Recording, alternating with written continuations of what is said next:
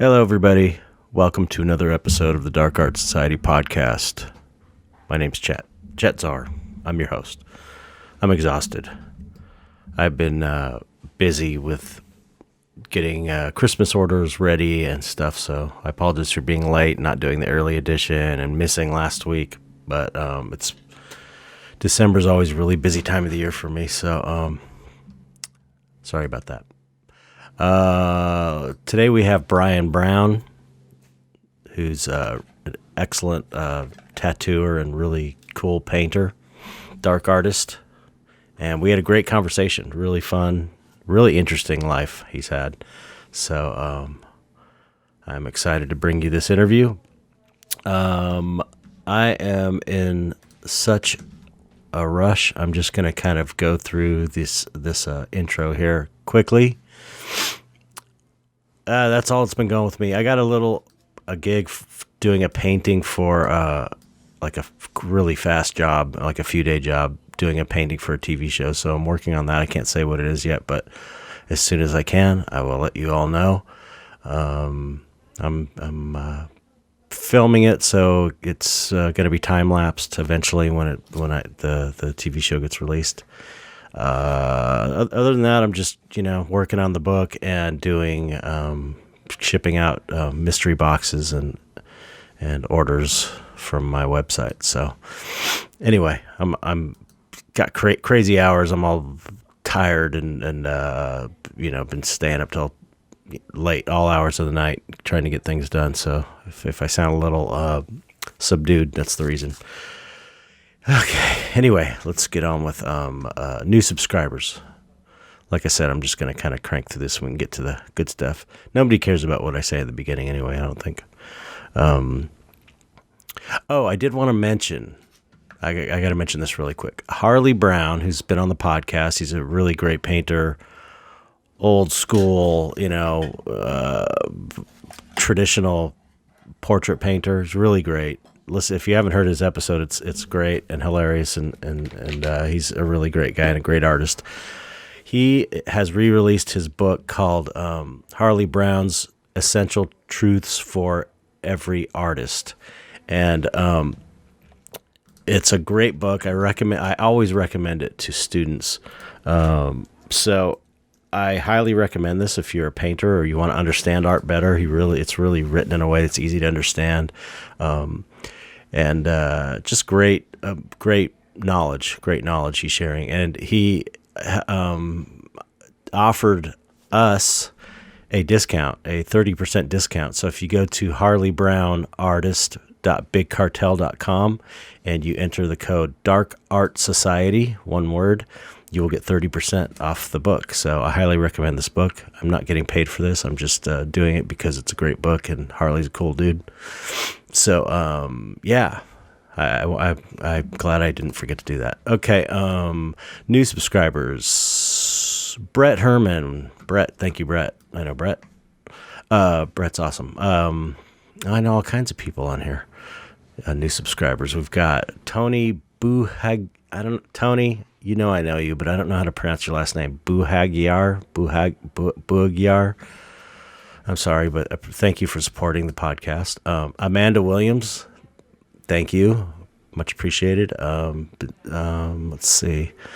Chuck Angeline, thank you, Chuck. And we got a few more here. That's a deletion. Lilith Divine, thank you, Lilith.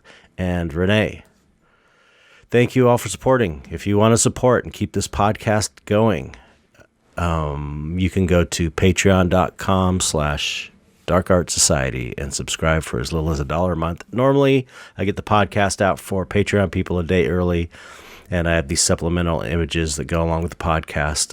Last week, I missed because just too much craziness going on here. Occasionally, I miss it, but not too often.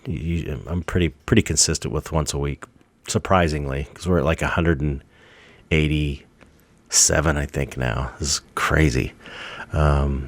Anyway, so thanks for supporting. You make it happen. Anyway, let's get on with it. This is a great interview with Brian Brown telling some quite crazy stories. I really had a great time talking with him. Super nice guy. So hope you enjoy. Okay, here we go, everybody. It's just about to start. It's almost starting. Here goes.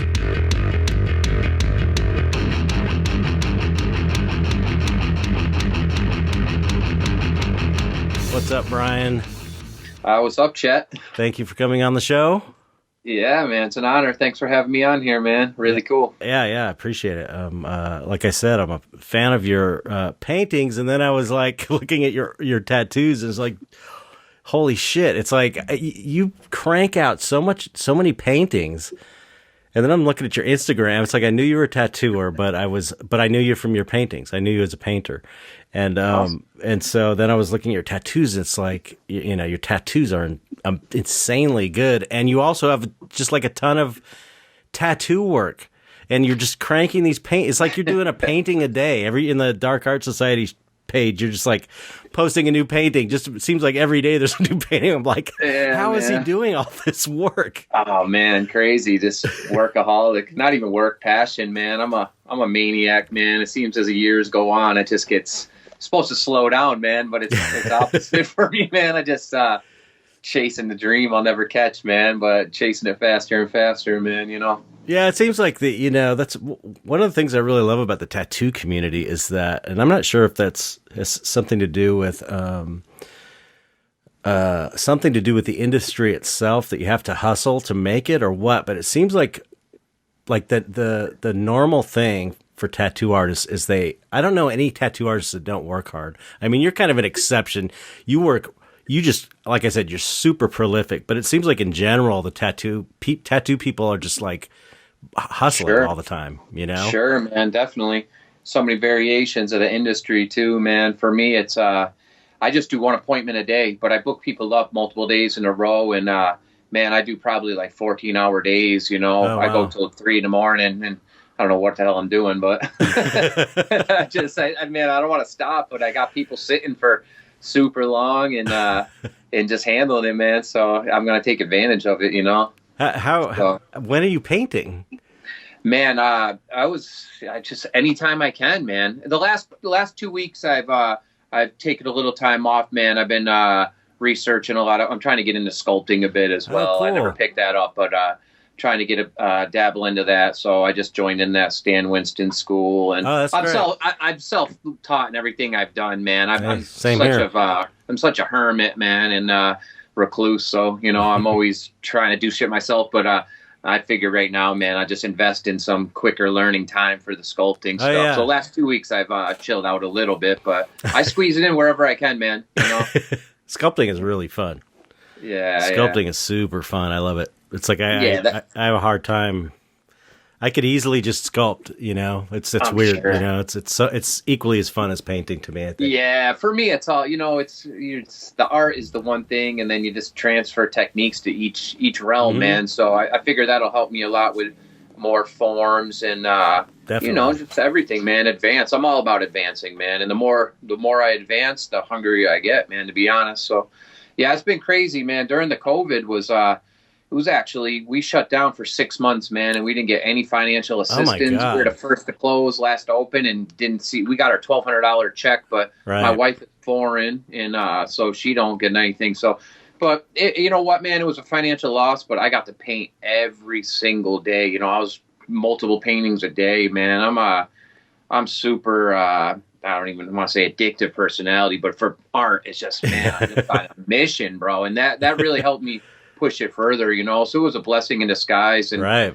it was really cool, man. I was fortunate to get a lot of I don't want to say attention, man, just a lot of chances to show my work in some cool places over the pandemic time. So It's actually, man, it was great for me, to be honest, man, and spent a lot of time with my family. Had my daughter jump in on each of my paintings. She's only 5, so That's cool. yeah, right. So, just to get her started and whatnot too. I do that with my granddaughters. I I let them mess around on a painting early on, just so they could say that they'll look back, Totally. when they're adults, like helped paint that painting. Yeah, man. Planting the seeds. I've heard a thing that they said, if you have never done something as a kid, then most likely your chances are you're not going to pick it up as you get older. So, I figure everything I do, have her jump in and just, just plant more seeds and see where they go, That's cool. My wife's an artist as well. Oh, really? Yeah, she's a portrait artist, pencil artist. No way. So she's from Japan and, lives here with me now in U.S. We lived in San Francisco for about 10 years where I met her and then moved back out. I'm from Massachusetts originally, so I moved back out here to help out with some stuff with my family and everything a while back. Cool. About 7-8 years ago, man, we opened our studio here. So. And you've been tattooing like 20 years or more? Yeah, almost 20 years, man. Crazy. Wow. Yeah. It goes fast, man. Someone asked me the other day, I'm like, I don't know, man, like 10 years. I started when I was like 22. I was like, oh shit, man. Yeah. Lost in time. The man. older you get too, I figured out now that I'm getting old, I figure out why old people, like, I remember when I was a kid, it's like, old people are weird. They're not cool. They don't know what's going on. They don't know like current things. And I realize now it's because time goes faster the older you get, and things from like 10 years ago still seem like current things, because 10 years ago doesn't seem like that long to me anymore. It seems like maybe a couple of years. It feels like a couple of years. So I'll tell someone about a movie. Yeah, it's pretty new. And they're like, that came out in 2010. What are you talking about? Totally. It totally messes up your perception of time. Oh, man. I was trying to have my daughter get into watching a little bit of Predator. And she just turned 5 like yesterday, man. So she's all into the stuff I'm into. But I was having her watch like Predator and a little Alien. And I'm like, damn, man, it looks so old compared to the her like cartoons. I try to have her watch some old cartoons, and she's like, I don't know, it's weird looking. I know. Or you try and get them to watch a cool old black and white movie, and they're just like, no. I remember being like that too when I was a kid, though. Totally. I was trying to have her get into a little Nosferatu the other right. The style of black. Now everything in my house is all my dogs' names, like Gengu Ferratu and Ghosty Ferratu. It's hilarious. Raising her right. That's cool. Yep. So cool. So you're from Massachusetts? Yeah. I'm from here originally, man. You're one of 14 kids? I totally am, man. Yeah, that's crazy. That is like, you don't hear about that often. It's like, what is it like to raise, to be around a family? Your parents must have gone insane. Oh man, they're already insane to begin with, man. For sure. I was raised up pretty bizarre, man. I was raised up by my mom mostly, and man, she's like a extreme version of me. My whole family is so eccentric, man. It's so nuts, dude. Everybody is so prolific and just into their own shit so hard. And I got a lot of oil painters. My sister's out in Spain. She paints, musicians, to a couple own flower companies, but they're all like, man, we got some weird gene that's just like, man. The creativity gene. I guess creativity and just like hustle. Just into their shit and just go. It's just intense, man. Yeah, so, like the obsessive totally gene. Extremely obsessive, man. That's why I got that. And it's funny, man. Speaking of my daughter, she's got this obsessive gene already, man. With everything she does, it's hilarious. But yeah, man, I'm 7th son. 14th born. There's 7 boys, 7 girls. I was born in 1977, and wow. Crazy, man. It's definitely a trip. I'm the last one. It's so funny in our family photos. I'm like 6'3", man, and all my family's like this big, man. So it's so funny, dude. I look like the super freaky tall Uncle Fester, man. But man, it's cool though, man. That many brothers, sisters, man. I got to grow up and I think be able to, one of my things I think I gained from is be able to read people really well, man. I grew up firsthand with everybody and seeing how everybody acts and the difference, just, I don't know, got to learn how to read people and kind of, body language to everything. Right. So I think that's one of my good traits I gained from that, man, which is good for tattooing. I can kind of see where things go when I'm talking to people about designs. For life in general, too, though. It's like a good life skill to have in general. Yeah, I imagine it's like, I bet you, I mean, are all your siblings like different? Is everyone kind of very different? Everybody's super different, but everybody's got that super eclectic, like, gene. That's, that's the one thing we do have in common, man. But it sounds like a cool family. Yeah, it's a bizarre one, man. My mom, I was raised, like I said, mainly by my mom, and she was like, she was a super like underground like antique dealer. She was super like occult kind of No in the way, really? palmistry, Reiki, tarot. Yeah, Killer. really heavy. So That's I grew awesome. up with all that. Yeah, I grew up really bizarre, man. I spent a lot of my childhood in Egypt with her. Yeah, man, I got some pretty crazy stories from How'd there. you end up in Egypt? Oh man, it's a pretty crazy story. I guess I don't really open up as much and tell people about it anymore. But it was on some like spiritual kind of. Like I said, my mom was super into Reiki energy and like That's awesome, she wrote man. books on palmistry and stuff. Are you So when I serious? was young, she seen some traits in me, man.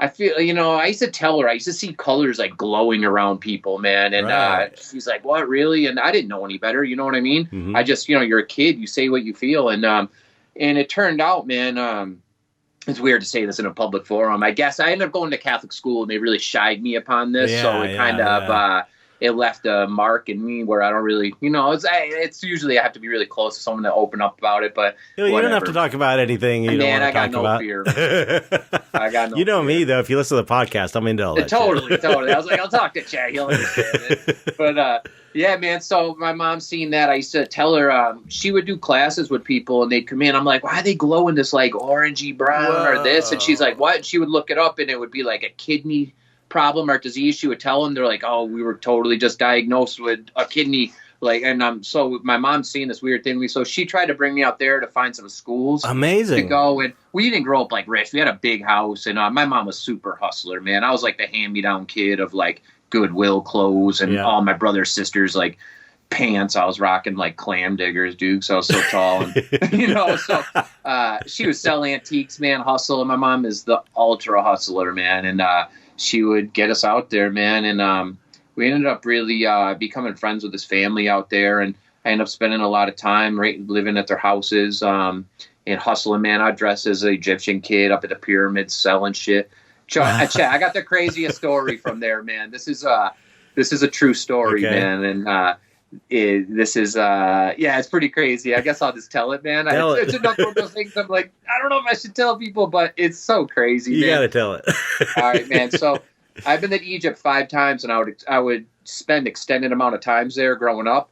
And, I'd be right in the villages and whatnot. And there was times there when, like, the army rebelled against the government and nobody could leave. There was curfews and stuff. I couldn't even leave the country, so I was there for, like, 3 months. Wow. And, dude, we'd have to dress up as Arab kids and go out. And, man, I remember staying at the family's house, and it's like 7 floors, each generation in the family. And then the top is where the animals live, They dinner, basically, and whatnot. Wow. So I remember climbing up on top there, looking out, and, like, man, on every street there's tanks, there's all these weapons. Looked like G.I. Joe shit, man. I never seen it. They're burning down hotels and shit, and it was crazy. I remember when we seen that, we were looking out, me and my mom, and we seen the soldiers, and pap, pap, pap, man, bullets started bouncing off the bricks of the building. Holy I remember shit. I was only like 12, dude. Oh, my God. And I remember my mom trying to tell me, there's just a parade. I'm like, yes, it ain't no parade, Mom. Like, you're shooting at us.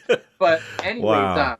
yeah, man, this is crazy shit. So when I was there, man, and this is, you probably ask a question later how I got into the style I do. I do a lot of like, I'm really obsessed with like skull textures and stuff. Like, I think that's the best reference, man. Yeah. 100%. It's, kind of generic, but it is what it is. I think it's the best reference. I have a huge collection of crazy shit, Yeah, man. bones I'm are not, amazing. I wouldn't hunt. I'm not a hunter or nothing. I would never harm an animal, but I collect all my shit from like ethically sourced places, a lot of human. I got a lot of like old medical, historical shit, a lot of freaky shit. Yeah, cool. So anyways, I've always been into skull stuff. So I remember digging up I used to dig holes in my yard, really deep holes, and my parents would be like, the fuck you doing? Come on, man. I'm like, so I would dig big holes, and I'd put a garbage bag in and fill them with water, man, and just like make my own little pool in these holes and fit. And I dug up a cat skeleton when I was 5. It was one of my cats. I kept it. I washed it, and every time I would draw, I'd put it out next to me, and I'd always draw and use it as a reference. So that was my first thing. And then when I was 12, man, I spent time in Egypt. Dude, there was a new find. This is so crazy, man. I'm probably going to have someone come knocking on my door after telling you this, but there was a new find, man, right? And so we went up there, and I went in. It was a shaft, man, about, I don't know, probably 75 feet into the ground, dude. And it's about, it's maybe 4 feet, 3 feet by 3 a square. And dude, we climbed down the shafts, man. And I went 3 times, and there's, you're in this room. It's like a room, like I've been in King Tut's tomb, the pyramids and shit. Yeah, really crazy, man. All stone with a sarcophagus area. But this tomb, we went in there, and all we have is a lighter, and lighting it up. So we're looking around. You can't see anything. And there's still other shafts that come in there filled with sand. And the point I'm getting at is where I started my reference from. But check this out. Right. This is so crazy, man. So we had a lighter, man, and we're lighting it up. And I looked, there's like a sarcophagus tomb. And, dude, there's still remains of parts of mummies in there. But we couldn't see shit. We only had a little lighter. Wow. So we left, dude, right? And then I went back 3 times with my friends by myself and one of my Egyptian friends there. And I'm only 12, man. And the third time I went back, I grabbed my backpack and I put a plastic bag in there, dude. And I'm like, I'm getting this thing's skull, whatever. And so this is true story, man. I kid you not. It sounds like some bullshit like hood Indiana Jones shit, man. But for real, man. So I go back down, and there's a government dude working there. And this is off to the side of the pyramids. It's kind of desolate because that land's big up there, Mm-hmm. And there's a new guy, and he's a big dude, heavyweight dude. I'm like, he's like, here, there's a new find. I'm like, oh, shit, okay. He's not trying to go down there. He's too big. So we go down there, and me and my friend, man, and I get down. I light the lighter, and I just open my bag. I tell my friend, his name's Zico, man, load it up. He's like, no curse, man, no curse. Right. Oh, yeah. So, dude, I grabbed some of the bones and the skull of this mummy. Dude, Holy check this out. This shit. is so, Chet, this is so crazy. I just learned something about a year ago. This is such a trip, man. So I grabbed the skull and some bones. I get them back to my hotel.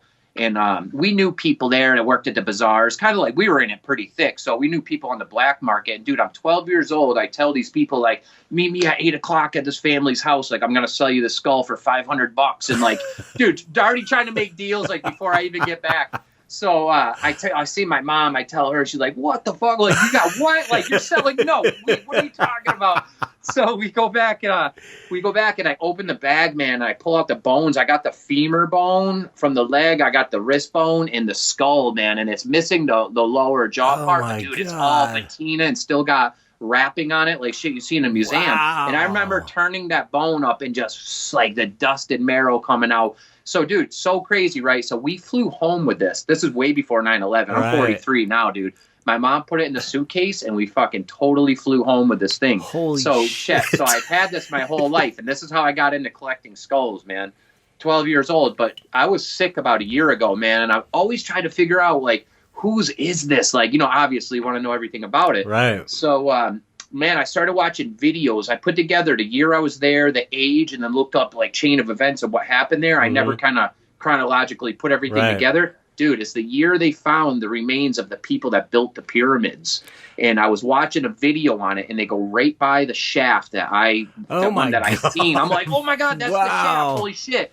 So they were showing the remains of everybody, and how, like, they found out it was, like, higher-end people that, not slaves that built the pyramids and whatnot. Mm-hmm. So they let them be buried in the shadow of the pyramids as, like, their prize. Right. And they were showing how there's, like, 3 people here in this little cut corner. And then this one had its own shaft, its own room, a sarcophagus tomb, and was mummified, dude. So that has to be one of the hierarchy people that fucking built the pyramids, man. So I just learned this a year ago. I'm like, holy shit. So, man, I could have, like, one of the architects who built the fucking pyramids, man. That's so crazy. Totally nuts. So, yeah, that's how I got into skulls, man. That's why I'm so addicted. At 12 years old, man, I had my first one, man. It's so crazy. I couldn't make that shit up, man. That's it. That's like, that's a skull high you're never going to be able to match again. Dude, it's like a drug thing. It's like your first time is the best. I want to be like an archaeologist. I'm young. I'm like, yeah, that's a wrap. I conquered that. Yeah, that's like the best skull. I mean, you're never going to get a chance. I mean, that's a once in a lifetime chance. Dude, it's so crazy, man. So yeah, it's hopefully that don't get published to the wrong people, but I still got it, man. I got it in my collection in here, man. I got a whole bunch of crazy shit. So wow. But, well, you didn't get cursed, crazy. Obviously. Nah, man. Hopefully, No, I mean, you're there's doing probably all been right. something, man. You seem like you're doing all right. So that's Yeah, amazing. yeah. Wow, wow. Yeah, Crazy, man. Egypt is I've never been, but I have friends who've been there, and it's definitely a magical place. Totally, man. Hardcore. And you go all over there, you see things, man. You know, there's stuff buried under. I mean, they're still finding shit to this day, nonstop. You know.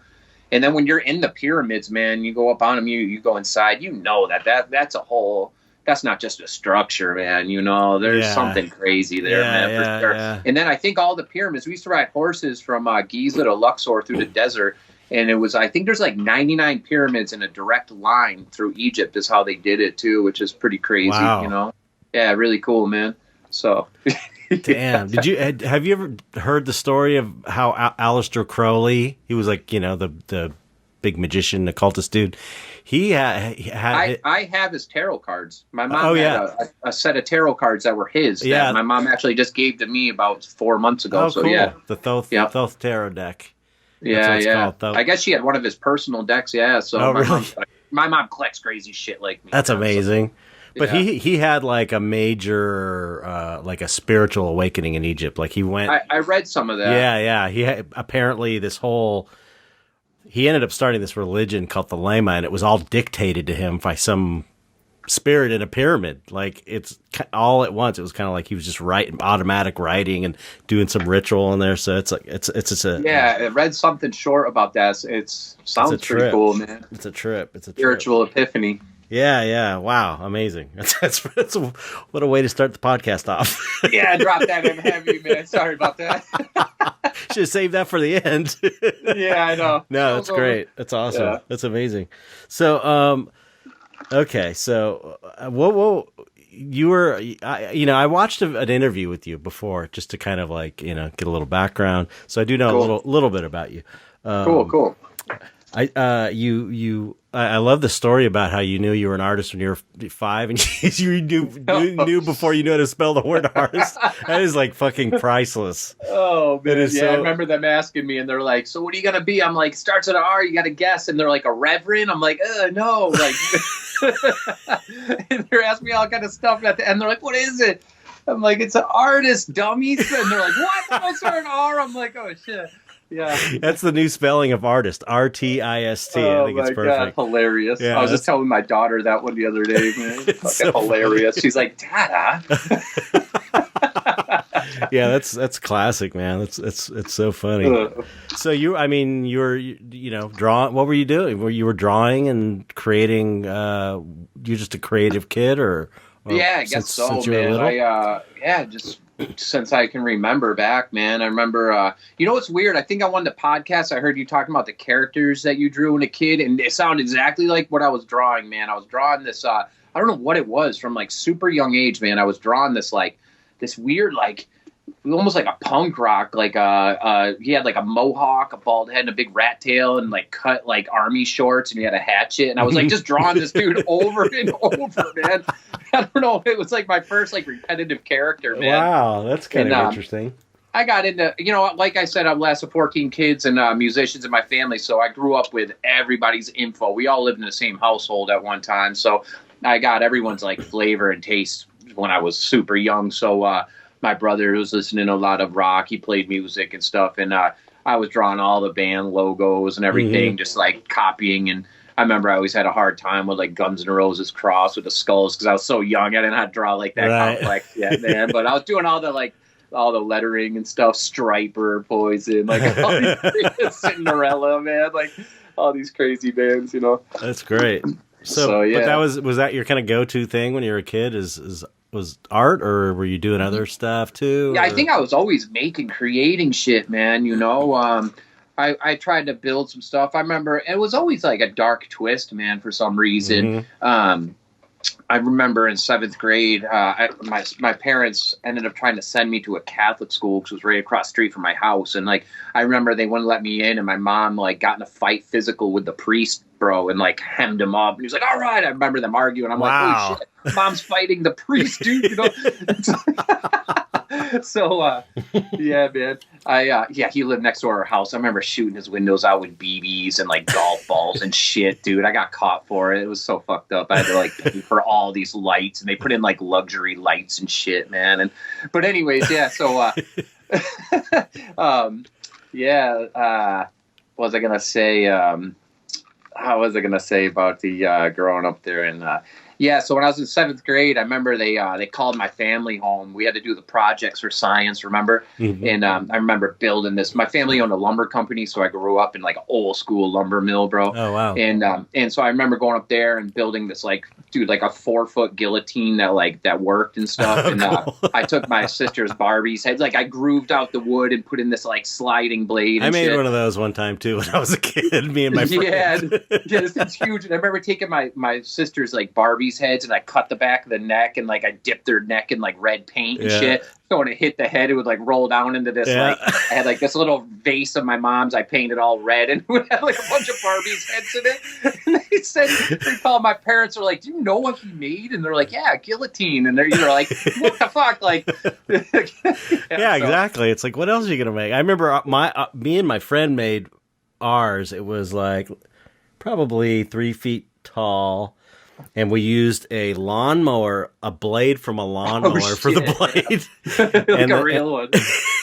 And it wasn't sharp though, but I remember the doll we used was a Mickey Mouse doll, and the idea was I was going to pull the head off, fill it with blood, and put it back on, and then do the thing so that blood came out. I don't think we ever got it quite to work, but it did. It did function.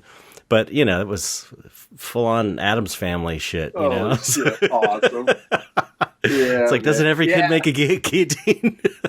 Seriously. I know. I think I heard you say something about it before. I'm like, oh, shit, man. I think it sounds similar to that. I'm like, there's a lot of things like that, like the mask thing, too, man.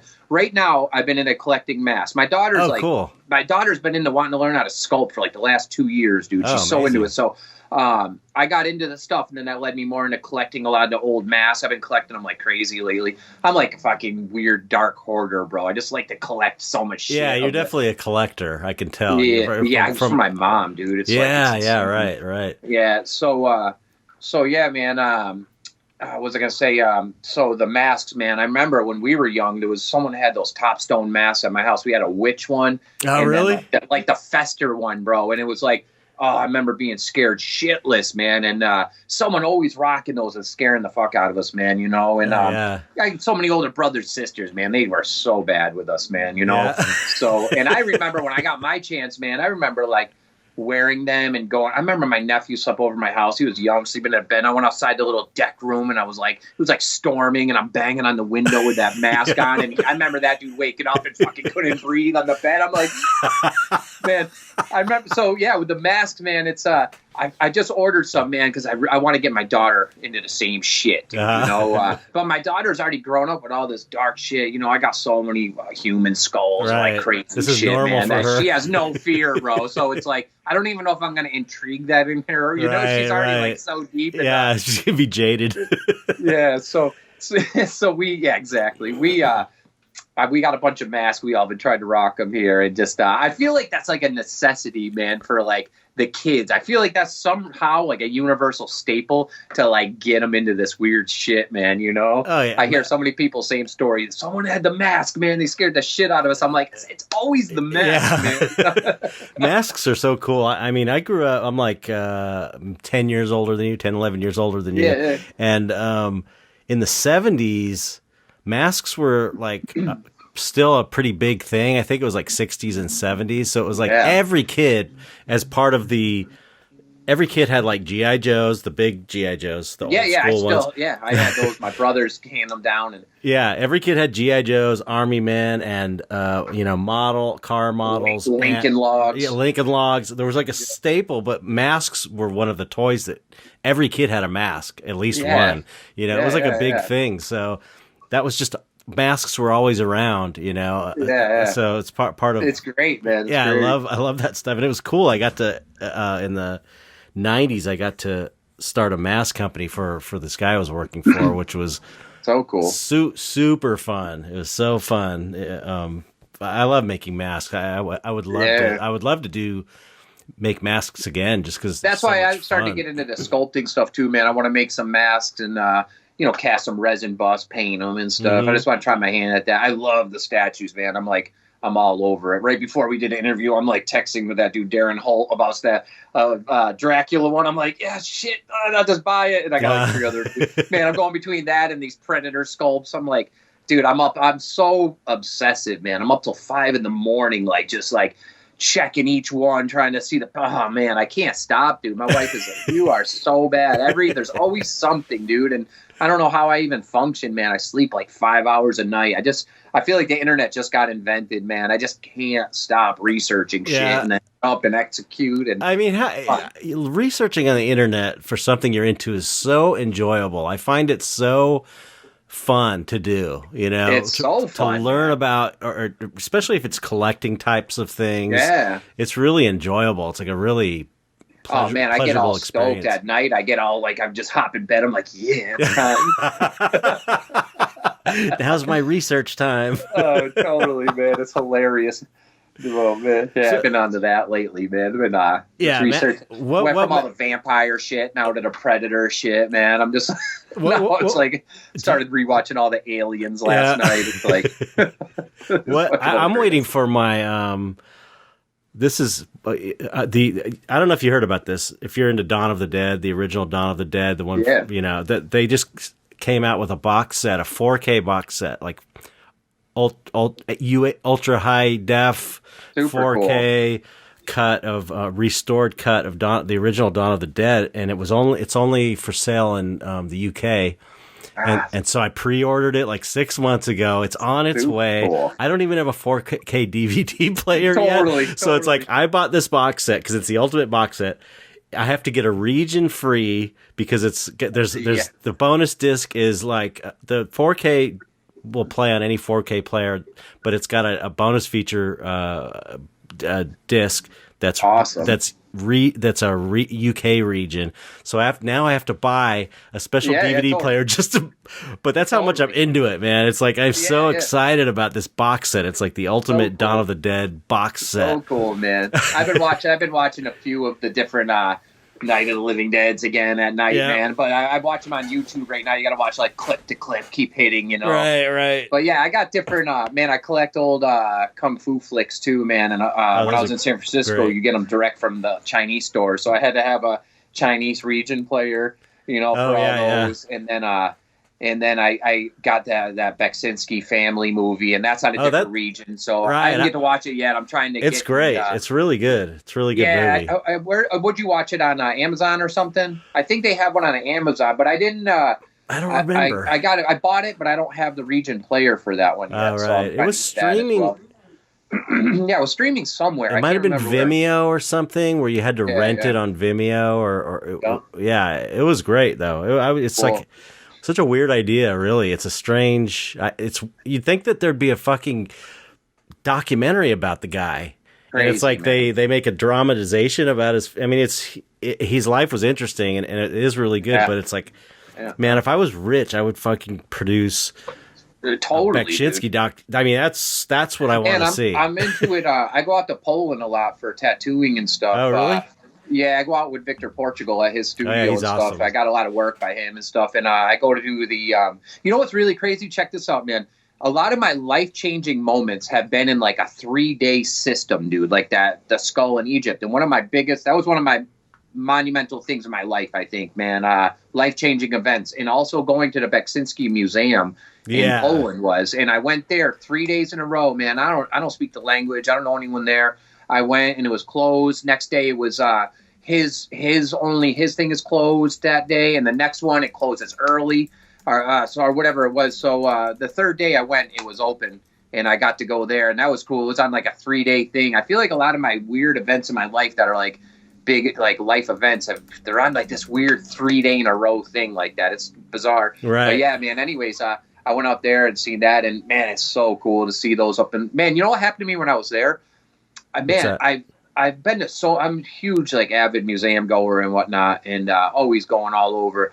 But when I went there, man, there's nothing like it in real life. When you see a shit, I've heard you talk about it. You know, when you see a stuff real life, it's like micro hair fiber, crazy, different color right? strokes. It's like a fabric, man. It's like cross hatching with pen and so ink, but bizarre. with little, it's And so when I went there, man, and you get sucked to his paintings, man, psychologically, fuck you, man. Like I'm looking at his paintings, and they really get you in a weird state of mind. And I was like, I was getting like pulled into one, man, zoning out, and I could feel like I was almost having a little panic. And I'm looking around at how they do the lighting there is so bizarre, man. It looks like they're almost holograms when you're there. And I don't know if you've been there in real life, but they almost look like holograms, dude. Really? And they probably thought I was so sketchy. I'm looking around the place trying to figure out where the light's coming from, because it almost looks like it's coming from behind it. And I was looking around, I couldn't see where I was like putting my hands up trying to cast a shadow.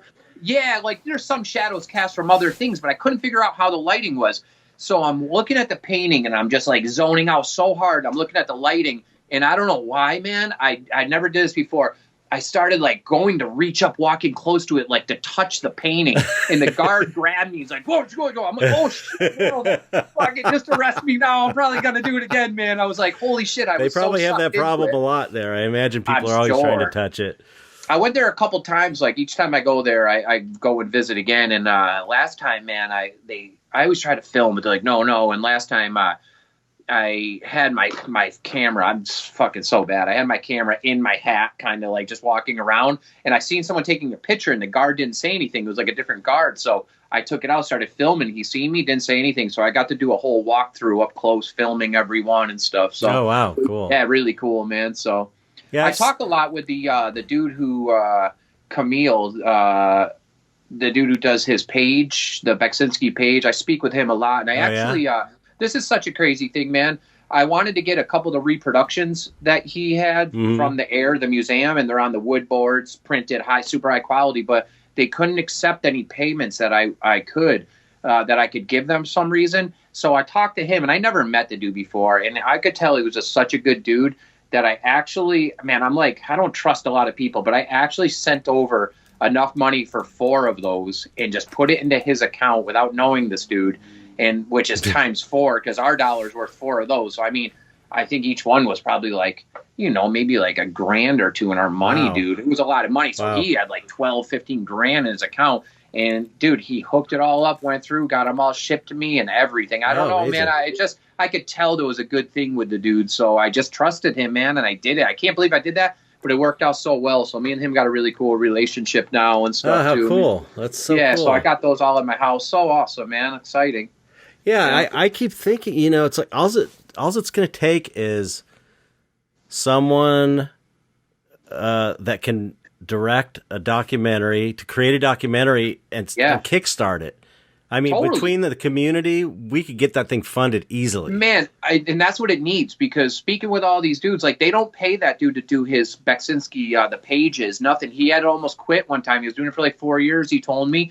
And he tried, but they didn't have enough money to fund him to do it. So they don't fund him. He just does that. He's the one who promotes it all and does all this stuff. So, yeah, man, crazy. He put me in contact with Beksinski's old agent, man. I'm trying to get an original sketch or something by him right now, man. I got a couple of my friends have original sketches by him and stuff. But, he still got paintings up for grabs and shit, man. Crazy, dude. I'm like, so expensive, but I want at least a sketch or something. He's got some memorabilia and things, I know somebody, a collector that has one of his palettes, one of his paint palettes. Oh, so cool, man. I know, it's signed, too. What? So cool. So cool. I saw that at his house. I was like, what? I didn't know you had this. How did you not tell me this? Man, you know what's so crazy, dude? It's I started learning about like microdosing mushrooms and shit, man. I started reading up how a lot of people were doing it, and I haven't done anything like that in so long, man. Right. And I never microdosed. I just fucking, went wild on it when I was younger. And so I kept reading up how everyone's like, all these benefits. I'm like, damn, dude, sounds good. So one of my clients at work brought me some, and I'm like, all right, I'm going to try it, dude. So I started trying a little bit every few days, and I never did a freestyle. Like, I like to freehand everything. I never stenciled anything before.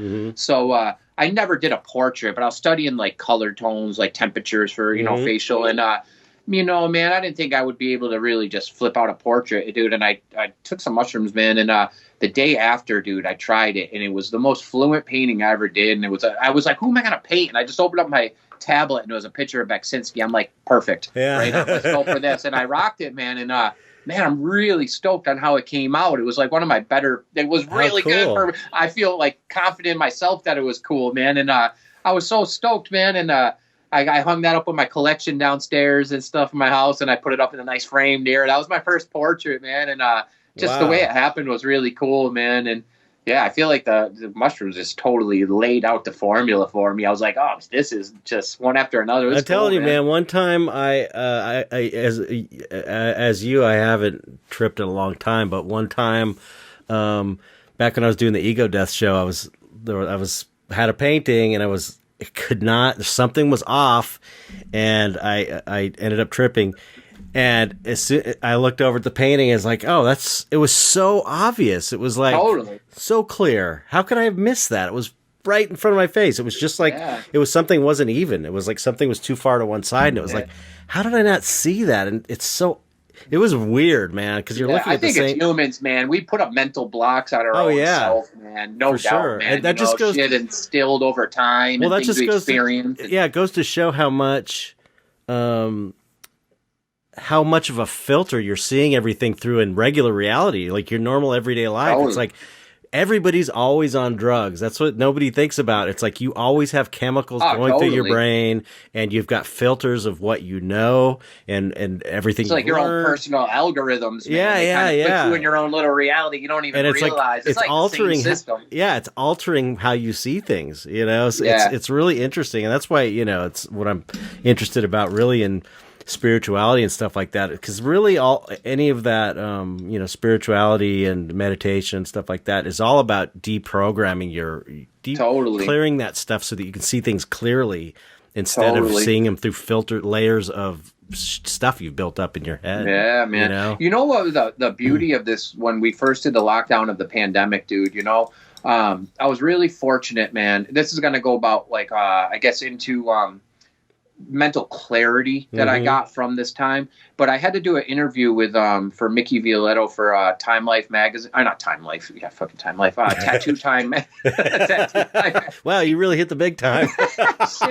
So, they're doing a Time Life book on me. Tattoo Life magazine, which is it's all invite only. They do the London Tattoo Convention. It's it's such a big honor, and to me, it's one of the biggest honors in tattooing. So they contacted me in the height of the pandemic, man, to do an interview, and I was like, holy shit, man, what an honor, dude. So cool. And because like I said, I never promote it. I stay so low key, man. I do my Instagram shit, but I'm not anywhere else, and so I did an interview, and I really was like, man, this is the first time I'm going to be able to write my own interview. They're going to allow me to write it all. So I went in pretty heavy on some psychological shit, man. I wanted to really explain myself a bit so people can understand why I do what I do. And it really got to know myself a lot. And I've realized over that pandemic, man, the whole thing with painting and everything, what it's all about to me, man, is the process. I really narrowed it down to exact process, everything. I call it automatic dream state, is to clear out all that shit we were just talking about, things in your head that you kind of put up your own filters. I've realized that all doing art, I always knew I zoned out and everything when I do my art, and it was great, but it's the purest form of meditation I can achieve, man. That's why I'm so into this. I'm addicted to the dream state I get into where I just don't even think of anything for 4, 5, 6 hours, man. And it's and just produce. That's why I like freehanding. That's why I don't pre-plan my artwork.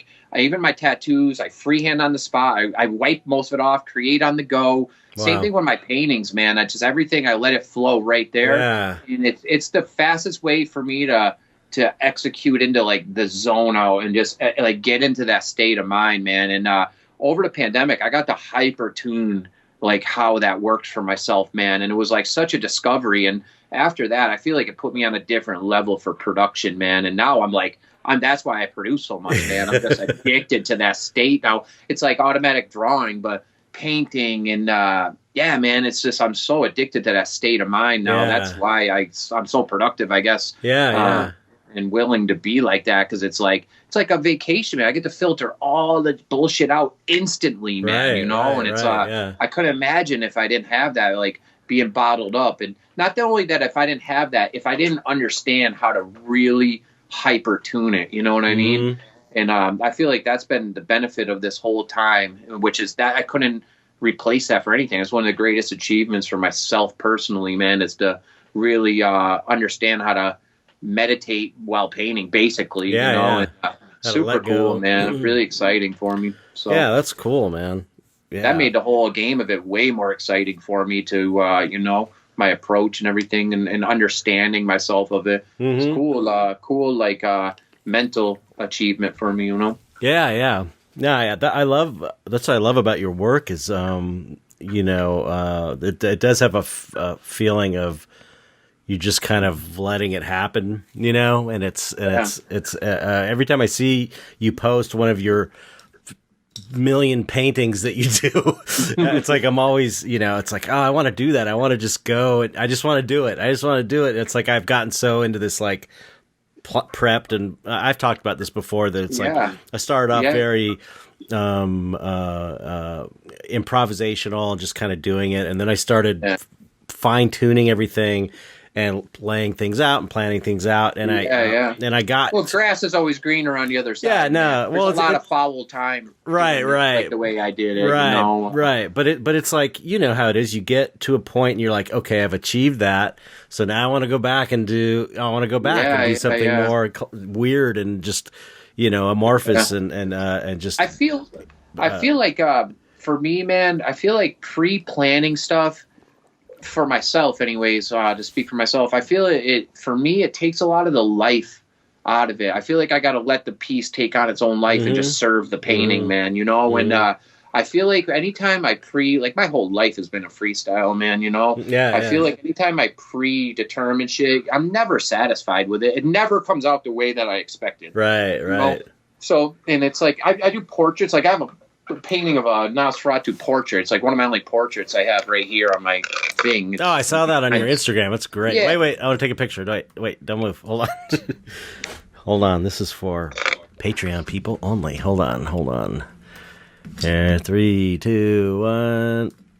Perfect. Yeah, I love that painting. It's great. And so for that, it's like, I really like how it's coming out, man. It's cool and everything. But, man, when I do my other pieces, it's like there's such a life happens. I feel like it's lacking certain things where I'm like, I just want to like start spattering that. It's definitely a different vibe for sure. It's more of a straight I'm on starting portrait. a kind of like a little vampired out collection in my house, so I'm doing trying to do some portraits. I'm trying to hold back on just going nuts on them, and I'm trying to start like a little refined portrait area and for some stuff in my house, everything. So.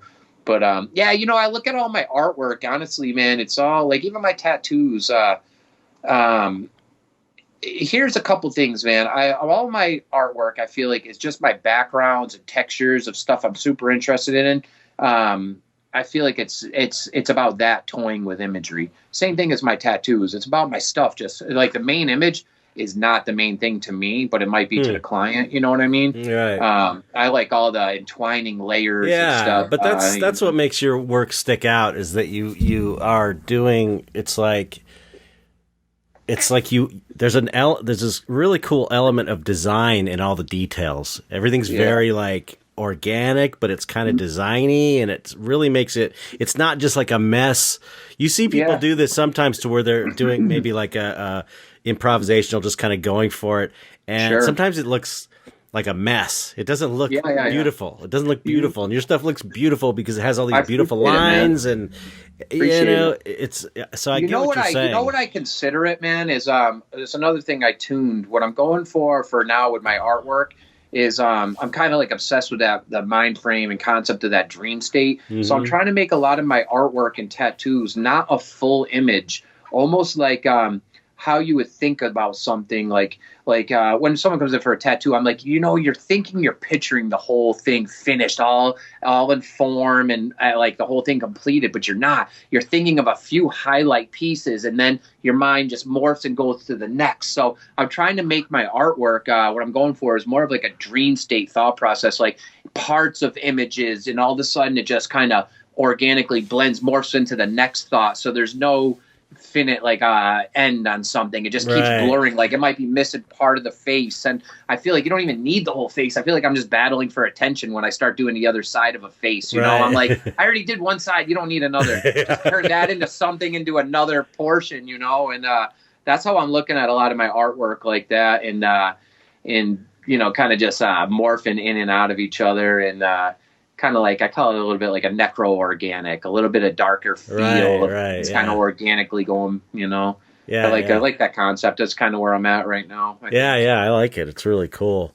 Yeah. I mean, doing that kind of painting too, where it's where you're just doing it and you're not thinking about it. I really think it's a way you can get in touch with your own no doubt subconscious. No doubt, you know, definitely. And that's why that's my beeline, my fast lane into it. Yeah, no doubt. And it's like that's why I go. You can kind of look at the paintings after and sort of see, in a way, what's going on subconsciously that maybe you're not aware of. You know, no doubt. It's a really interesting, almost like a psychological tool for evaluating yourself, like deep parts of yourself. It seems like it's so amazing too. It seems under researched. Like it seems like this would be kind of a big, amazing thing. Oh, you can get in touch with, well, maybe it's not, maybe I just don't know about it. Maybe that's what art therapy is about. I don't know, but it just seems like a very powerful tool to understand yourself.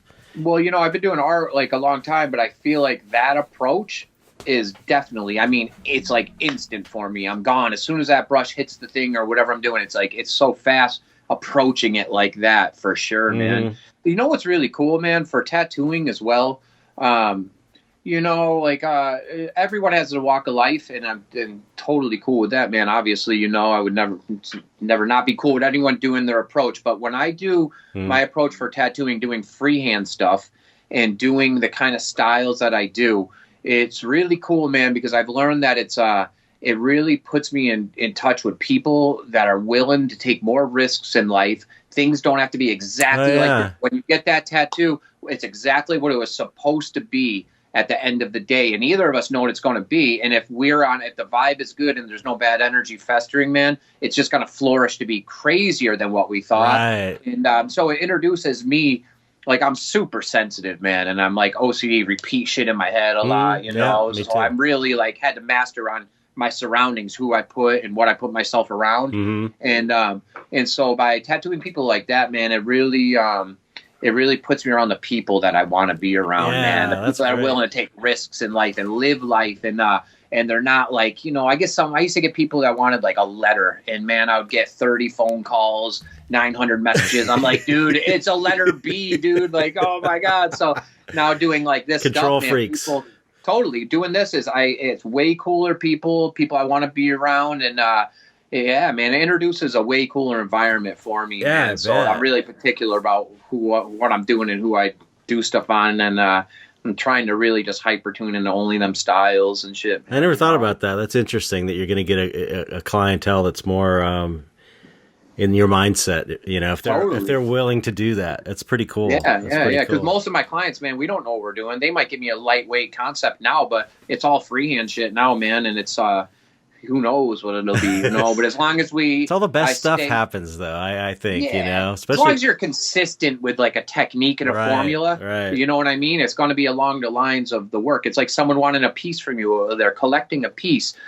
Sometimes you might get something narrated, but I mean, obviously, the collector would want to have you do a piece and then collect it from you. You know, it's like, you know, if you try to narrate, I mean, I don't know, man. Da Vinci probably isn't going to fucking take a request of doing, you know, your mom's sister and her cat and some fucking item on her shelf, man. You know, it's like, well, it's like, you know, you gotta, that's the challenge of commissions is, you know, take it, because usually, I mean, the ultimate commissions are when someone just says, do what you want, which is like, okay, you're going to get the best painting. You're going to get the best painting if you do that, because it'll be like what I'm totally into and I would have done anyway. It'll be a real pure piece of art from my soul, you know, but but people usually want a little something, input, and that's cool. That's cool. That's good too. It gives you a little bit of direction. Right, but you also got to be careful, because sometimes I'm like, yeah, no, they're like anything. I'm like, someone said it the other day. I was listening to an interview, and the guy's like, yeah,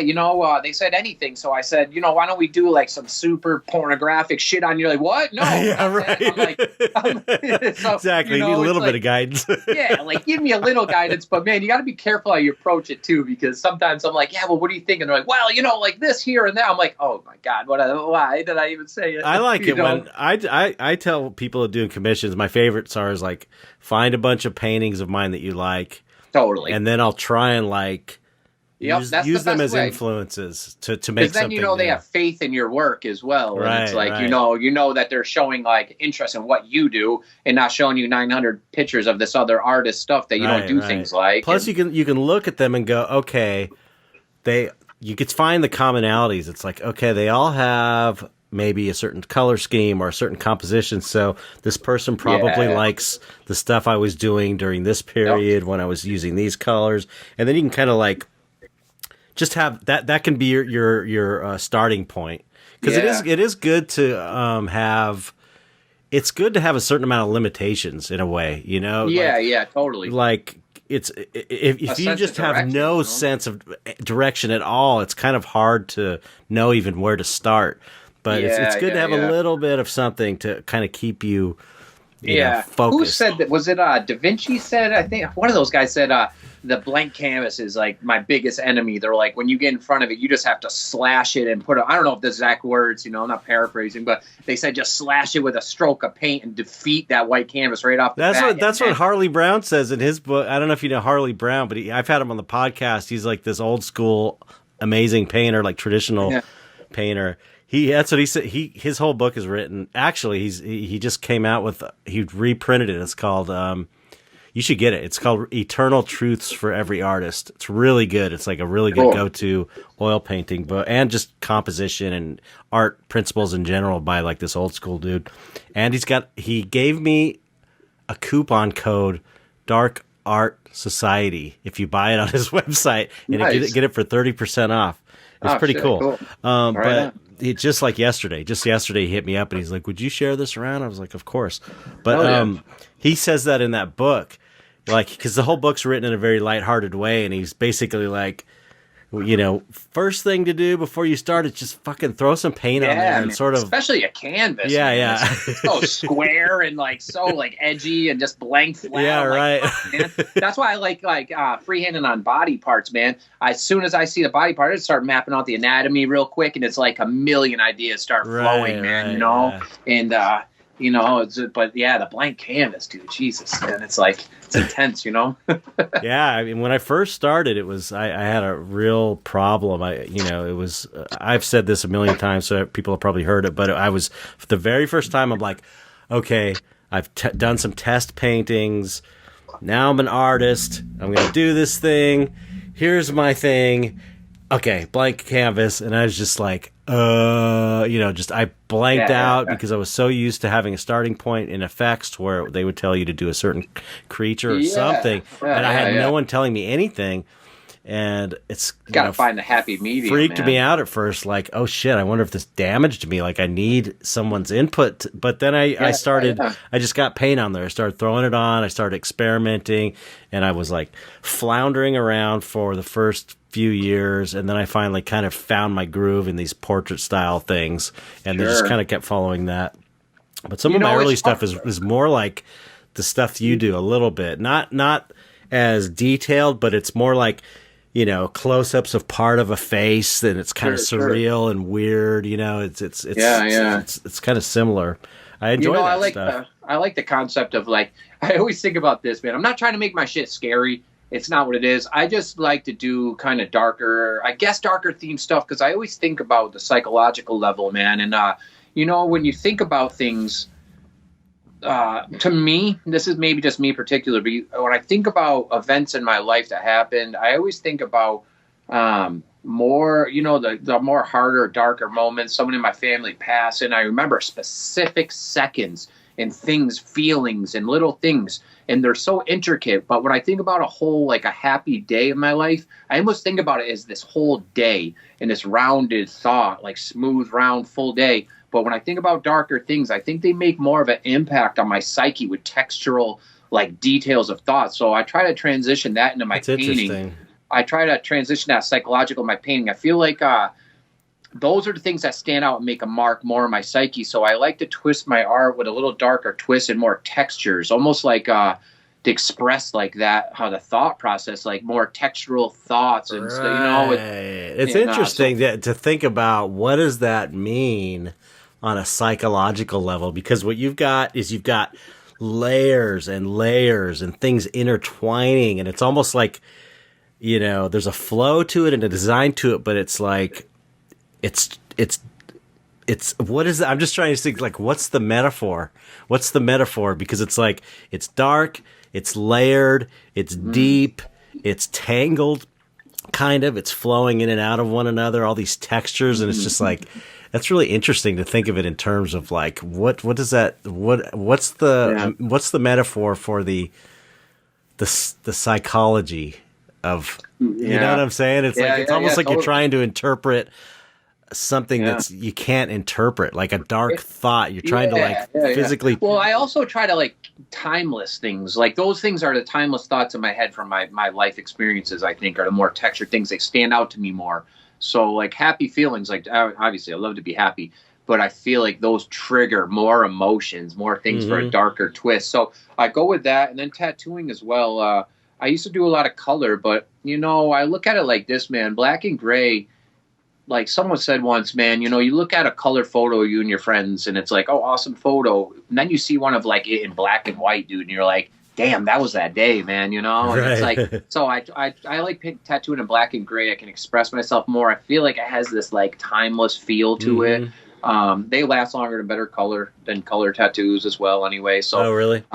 You know, and I used to rap. I studied engraving for a long time. I studied filigree really hard, man. And I could see that. I could see that in your paintings, definitely. Oh, my shop, everything is like total, like Baroque, Victorian, everything, you know. But that turned into thinking about like timeless theory. I have so many theories, man. Thinking about like ornate things has been through every culture. Every culture has used it. It's still prevalent. It's still timeless. They still put it around, important information. That's why frames are ornate to this, buildings. So I always thought about, you look at my old work, super ornate and stuff. I used to do a lot of filigree and put it around my tattoos to hold in something to make it look important. So that went from filigree to like, I didn't have the techniques yet of tattooing back in the day of doing the texture shit I do now. I didn't even know you could accomplish something like that. So, I would wrap my stuff in filigree, and then it turned in a little looser, a little edgier, and then it just started becoming these fucking entanglements of like organic material, man. You know, and that's where I'm at now, because I think my tattooing has evolved so much, and my techniques are way sharper than they were a time ago. You know, yeah, man. So I have all these weird theories I wrap together, and I gotta write a book on theory, man. I'm like, just like that's the one book I think I would ever want to write. It's just theories, man. I got so many contrasting theories, man. Oh, your crazy theories. Well, that's, you know, comes from a creative mindset. So, what was I gonna? The thing about black and white tattoos, you know what else is kind of cool about, or black and gray tattoos, is or black and white or black and gray, anything really, is that it's you're dealing with the value, which is the most important part of a painting. No matter what colors you use, it's value, and there's some kind of, you know, there's a metaphor there too for the perceived duality of reality. I know that sounds really like airy-fairy, but it's like, you know, the idea of black and white and dark and light and good and evil. It's like that's expressed in black and white photography. Well, contrast, man. Yeah, contrast. And the highest contrast you're going to get are those two opposing, you know. And you see things in their truest value forms of value with that, which that's awesome to me, you know. Yeah, it's just interesting to think of things in that way, you know. It's totally. It's like that's another thing. Everything I think of is contrast, man. That's like light versus dark, soft versus smooth, texture versus porous versus non-reflective versus matte. You know, it's right. These are all the things I think constantly, man, is how everything with the contrast. I'm always trying to write notes of weird shit that will contrast with one other thing, and I think the more I narrate that, and when I write something, it reiterates that kind of stuff in my mind, and I just the more contrast, like more conceptual I think you think of contrast, I feel like the better artist you'll be, man. You know, it's the most simplistic form of its contrasting partner, and I think the more you know with that, just like the art, you know, you got to know your values, where your contrasting effects are, and I feel like that will make you a better artist, man. Yeah, you know? yeah. Even on a conceptual level, though, I think like surrealist or fantasy type stuff, especially kind of surrealist stuff,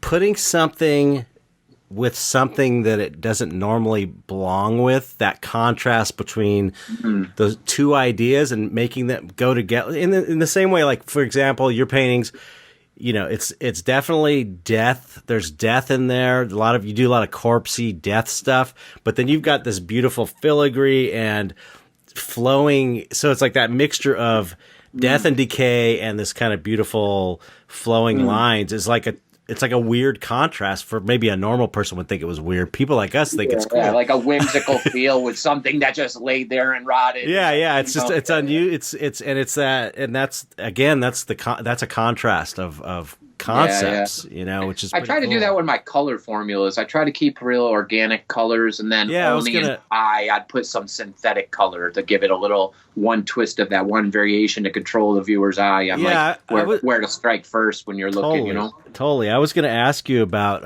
how you approach your how do you approach your colors in your paintings when you're doing, because that's one of the things about the reasons I've been trying to be more, I've gone through this phase of planning more, is because I'm trying to learn color more and it's like and painting things without colors getting, you know, too muddy or whatever. It's like I'm trying to be organized about it.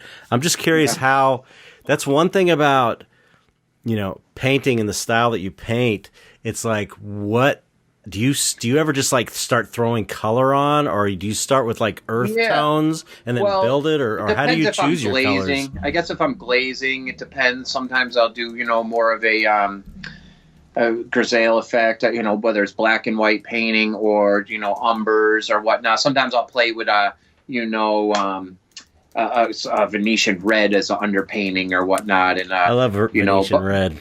Yeah, I love that. But what I do a lot too, honestly, man, is only certain times I'll lay out a minimal palette, and then I'll go in and that's it, like a Zorn or whatever, something basic. So you kind of like start off thinking, I'm going to have just a few colors and these are all I'm going to use. Yeah, kind of? Sometimes I do that, but honestly, what I've been doing, man, is laying out. I have a couple palettes. I have the parallel, then I made another one on my like a table that comes out in front of me, and then a side table, and I start laying out my certain colors, and I do a breakdown of every color, and then I'll go to the next color, I'll leave a space, go to the next, do a breakdown of that. What do you mean do a breakdown? What do you mean? So say I'll go from you know, my first one is usually a brown, you know, an umber. I'll add a little black into the umbers, come down, and then like a step, and then I'll get to the pure burnt or raw umber, and then I'll mix that down until I get to white. So black, brown, the middle, and then I'll go to white. So then next to it, I'll leave a space, do another color that kind of relates with it,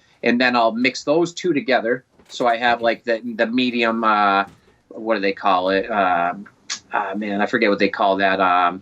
You know, like a little combo of those, and I'll make a whole bunch of that, and then I'll start painting, and I'll maybe try a couple, and if they don't work, I'll go to the next until it works. But a lot of times I'll just lay out.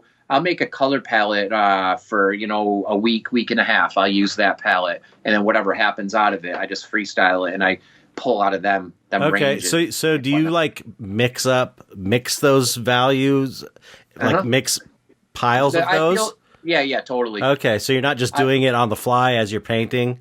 Sometimes I always try to approach things different. Yeah, it seems like you're always changing things up with your. Totally. I just have the feeling, from hearing that interview about you and just getting a feel from you, is you're always changing things up. You're always kind of experimenting with different things. Totally. Though every time I do something, though, man, I try to take notes on it, or I try to really remember. I try not to do things without having it be a learning event, man. I try to never just no brain do it, and okay, that happened. I don't even know. I try to mentally document it so I remember that approach, and then the more variations, man, I can pick and choose from the arsenal more. Yeah, for sure. But I definitely like laying out all the colors. I waste a lot of paint this too. You know what? That's the way I prefer to paint myself, but I'm always too lazy to do it. Where you pre-mix colors.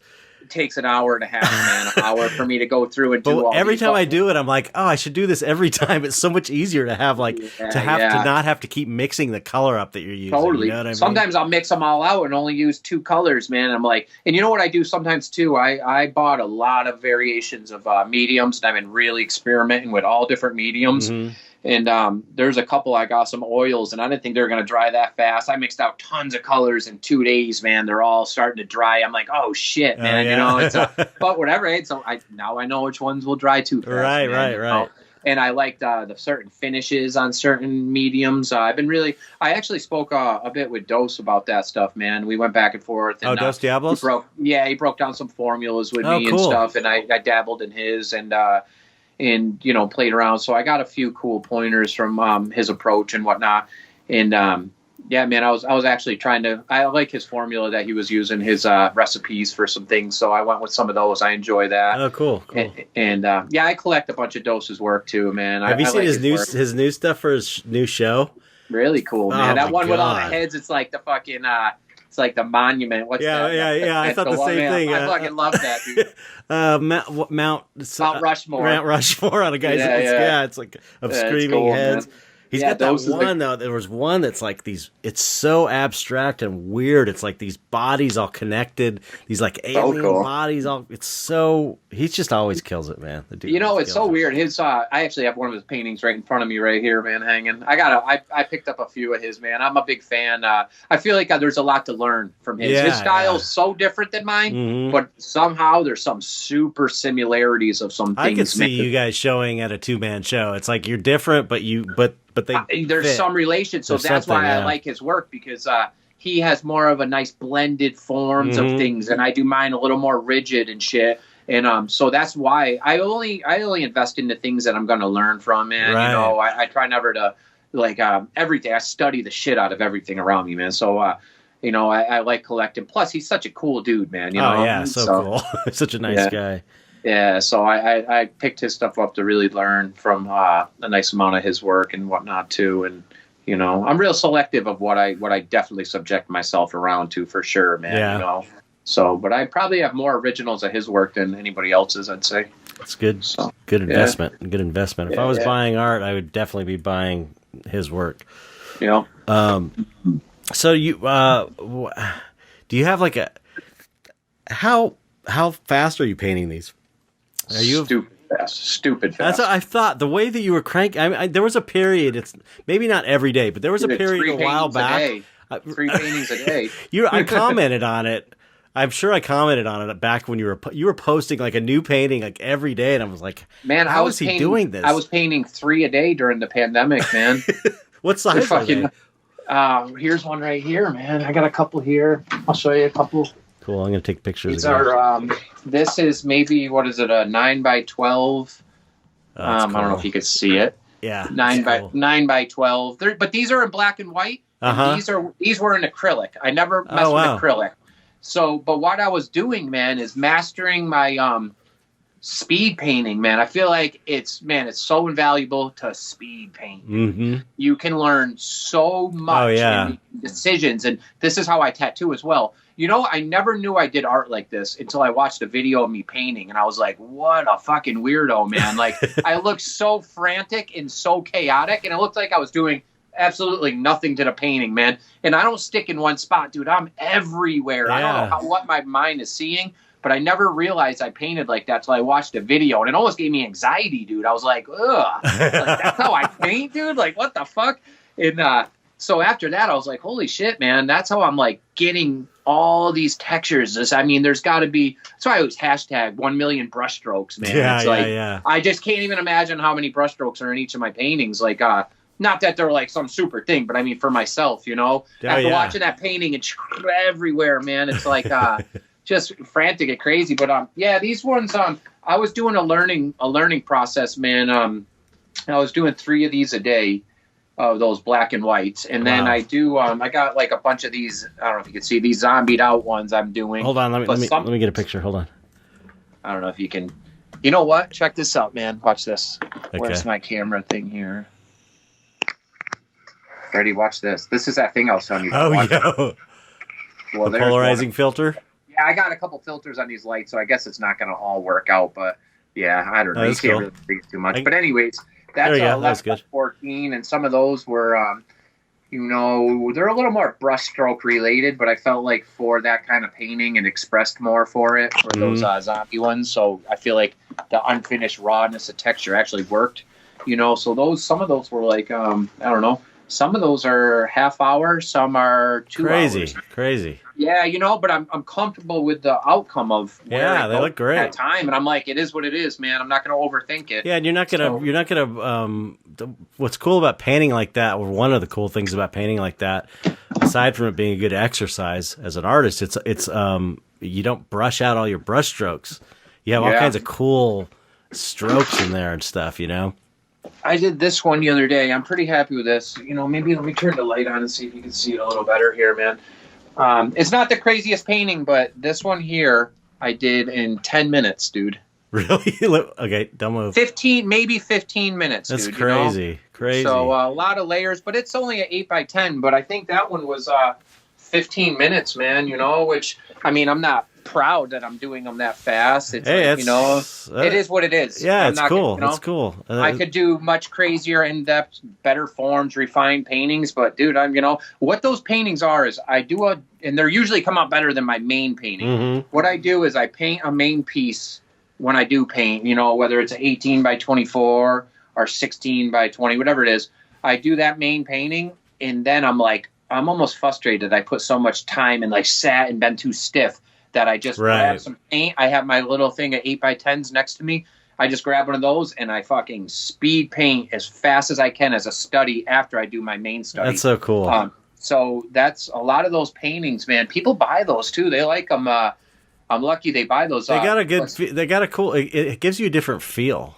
Totally, man. You know? And I'm happy with that. And some of those paintings, man, get done in 15 minutes. Dude. Yeah, that's great.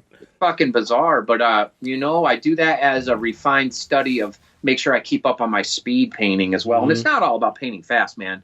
But you get, like I said, you get a different feel. It's a good exercise, and it also creates it creates more energy. It reminds me of that last one you held up. It reminds me of like a Jed Likeness vibe, and that's what I loved about his work is that there was just like an energy to his paintings because they were 100%. So like loose. He was. It's such a shame that he's you know gone, something, dude? So fucking good. It killed me every time I see him. Honestly, man, with Jed, dude, it's like I felt some kind of like I never hung with him personally, but I've been into his art. But I felt there was some kind of approach or a mental connection, right? Mm-hmm. So this is kind of weird, man. Not trying to compare myself with or whatever, but I felt like there was a very similarity. I felt like he was doing it also for that addiction to that mind state. Right. And I could feel that in his work. Mm-hmm. So I felt like there was a similarity. So I kind of got on a kick of like really researching his stuff.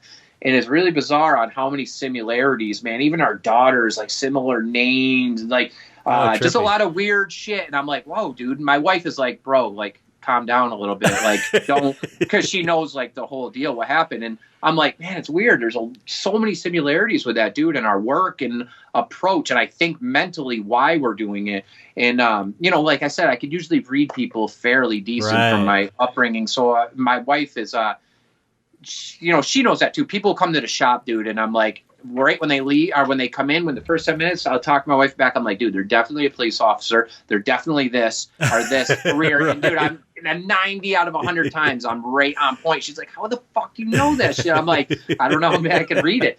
But anyways, with Jed, I felt like there was something real similar, man. So I got into researching him just more than I already knew, more on a personal, I guess. Right. And I wanted to collect up a couple of his pieces, so I was trying to hunt a few down.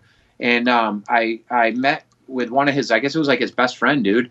And he had a bunch of his paintings. He's like, man, so many people tried to buy him already, and they just got cash to throw around. He's like, but I honestly, he's like, I could see a similarity with what you're talking about with this dude, and I think that you should have these paintings. Wow. So I actually just bought a bunch of Jed's paintings, man. From cool. This dude.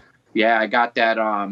And I paint I like painting the clown shit too. And I have one. The only piece I have of him is one of his clown pieces. Yeah, that's what I got. I got the Pogo's crawl space from him. Oh wow! And it's a sick one. And then I got another one of his characters. And then I have I could show you. It's crazy. I've never seen this. It's a watercolor of this fucking hungover squirrel. And he's really? like drinking and all fucked up. And yeah, it's funny. It's not even like the other ones. But he was doing. Hilarious. I guess he was going to do this hungover animal series and shit, man. So yeah, he threw one of those in for me, man. I was like, oh shit. So, he didn't realize how good he was. I used to talk to him. I was trying to get him on the podcast, and he was like, I don't, he was hesitant. I remember his Patreon, him debating the whole Patreon. It was probably around that time when he tried to discover the Patreon. I'm like, you don't realize how great you are. He didn't know. It's like he couldn't. He's awesome, dude. He couldn't. Like he couldn't accept how great he was or something. His paintings have so much life, but so much obviously opposite. That's why they're cool. The contrast, right? Man, you know. But his shit did definitely have a terror to it, man. You could see it, dude. I seen one of his paintings live the other day. I did a collaboration with Jesse Levitt. I don't know if you know him. He's a tattoo artist and another. He's a really good tattoo artist, man. He's I know he's pretty cool. But he opened up a shop close to mine. I did a collab with him and the girl he works with at his studio. And but he, right next to where we were painting, he had an awesome Jed likeness painting hanging. I was like, oh shit, it's so cool to see another one in real life, man. It was actually way even better quality than I expected, man. It was really nice, dude. Really? So yeah, it looked really refined, but it was fucking, I think it was The Baron was the name of that painting. But fuck yeah, it was awesome, man. Yeah, Jed had a impact on me for sure, man. I try to go my own route. But I think seeing his approach, you know what I think it was? I didn't even see his paintings. I seen him do a digital painting back in the day, I think on YouTube. And I was like, fuck yeah, dude, digital painting a skull. I was like, holy shit, how he did it. So cool. And I was in the process of getting a big Wacom Cintiq set up and shit, man. And I was really inspired by that. Not even I didn't even see his other paintings before that. So I was sparked on that. The digital one I seen him do was how I got introduced to Jed, Wow. Yeah. He was a real, he's one of those, he was very rare in the sense that he was a tattoo artist, and you're actually pretty rare in this way too, because a lot of tattoo artists are, they focus on detail, they're noodly, and that's all, it's and it's to be able to be loose is a pretty big achievement. You don't see a lot of, Sean Barber is this way. He does it. Jed was like that. You're like that to where you can do it loose. Cause I know a lot of tattoo artists when they, everything has to be done with a little line. Transition to painting, they tend to overpaint and go too detailed because that's how tattooing is. Well, I had to relearn all that too, man. And I used to be so fucking symmetrical and digital looking. I came up as a graffiti artist, actually, man. Oh wow! And I think that's where I got my fever to paint how I do and productive. I was dude, I was a maniac, man. What kind of stuff? What kind of graffiti stuff were you doing? Everything, man. I was really into the shit, dude.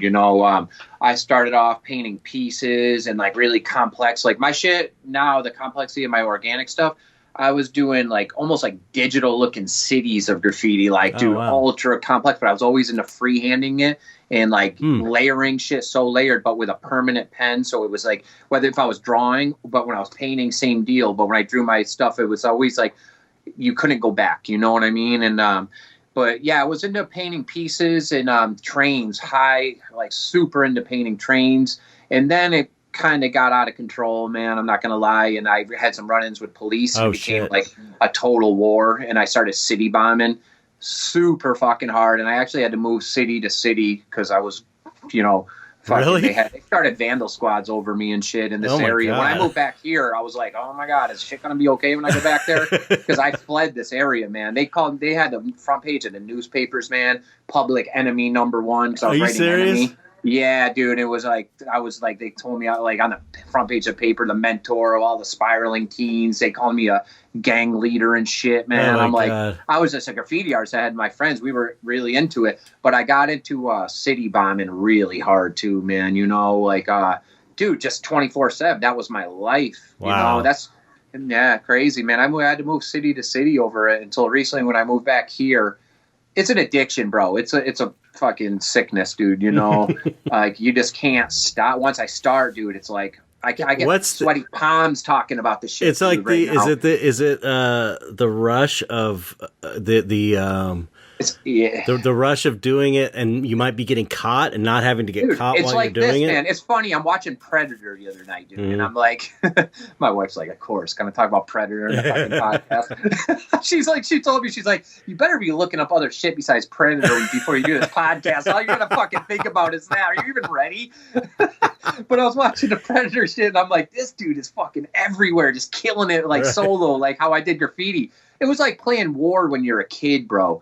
And just, I would be climbing buildings. I would hide under shit. I'd hide on a rooftop for fucking 2 hours before, like I was climbing buildings. I was climbing overpasses on highways and shit, dude. You see in California back in the 90s, shit, how overpasses would have shit hang down on buildings. Right. That was me, dude, all day, So there's that element of danger that's part of the addiction. It's like you're an right? assassin, bro, Right. You're the only one that's been on top of that fucking overpass, those bars that hold the highway signs. You're the only one that's been up there. You're fucking sitting behind the sign just like sick, or a rooftop or something, like no one else has ever been up there. And it's just, I sit up there sometimes an hour before I paint, dude, and just fucking like, it was just great, man. But I was addictive then, dude. When I was, 18, 19, I was doing 7 pieces a night. I'd go out at 9 a.m. with my backpack, paint this bridge, go to the next, go to here, do 2 trains. I'd wind up in a train yard doing top to bottoms. No wonder they were after you. Yeah, dude. So it was so funny because in this area, they started the Vandal Squad, a team out here because of me. And when I came back, the head of the Vandal Squad is now the head of DEA. And he fucking booked appointments up with me, and I'm like, oh, shit. Are you serious? I knew who he was, and he came in. He's like, bro, you made me. He fucking loves me, dude. He's so like, he knew you were the... Oh, they knew me. They just didn't catch me, bro. It was crazy. It was like, so they caught everyone else, but I got caught, and then the people who, like, ratted me out, they fucking turned back their things when I'm in court and shit, and like, no, he didn't do it. So, oh my God. Yeah, dude, I had to flee everywhere. It was fucking hectic, dude. It was like outlaw crazy, man. Were you tattooing while you were doing this? Yeah, man. I mean, I was doing this from 16, 17 until just when I moved back from California, man. Wow. I was in San Francisco getting crazy. And I actually, the last thing I did, I painted a big, on the main road on Market Street in San Francisco. I was doing a rundown of all this shit. And I climbed up this Savannah building, did a huge thing. Went to jump off this riot gate that was like 15 feet and my leg got stuck in it. And I fucking was like... everything. My foot was stuck straight and my body went upside down. It tore everything in my knee. And I was hanging upside down for 20 minutes under this thing I just painted. Oh my God. I couldn't get down. I couldn't pull myself up or anything. And finally my fucking foot popped out and I landed on the ground on my head and shit. Oh my God. I was on crutches for almost 3 years, dude. Oh my God. I didn't have health insurance. I tore everything in my knee. And that was kind of the wrap for me, dude. But yeah, I moved back in the Vandal Squad, dude.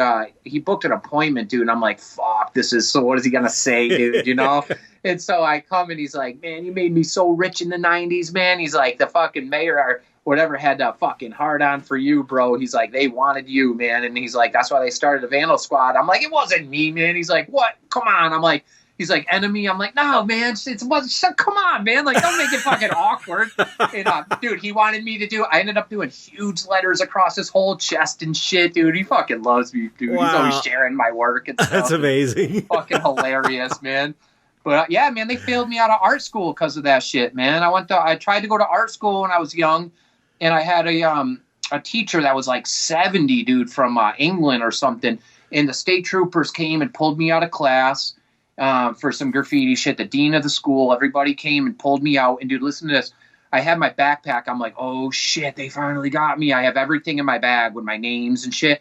Dude, there was a minute before the bell rang, and I'm walking with it was like something out of a movie with the deans, the state troopers, everyone. Like, I'm like, fuck, dude. I'm walking with everybody. The bell rings, and this girl I was dating at the time fucking comes out of the door of one of the classes, and she already knew, dude. She had like a code name for fucking developing all our photos and shit, dude. And so she's coming walking this way, and I'm like, dude, I'm like looking at my bag. She knew, and we just fucking switched backpacks right then. No, bro, they brought me into the room with the big table. Everyone's sitting there like, you're going down and this and that. And I'm like, threw my bag. I'm like, I'm so sick of you guys fucking with me, man. I'm gonna sue your ass. Like, I was like, open it up. They didn't find anything, dude. But the teacher hated me after that, dude. I would put more work in than anyone in the class, and I was trying to learn graphic design and shit. I had friends who designed for clothes companies, made a lot of money, man, and, like one of the Louis Vuitton designers is a fucking graffiti writer, dude. Millionaires, man, and she wasn't hearing it. If I had anything, it was like a project, sit home, listen to music, and paint and see what you come up with. It was like an inspiration thing. Like, you can't fail that, dude. I did a piece that was like 10 feet long. I spent like 3 days doing this thing, and I had graffiti-related shit in it.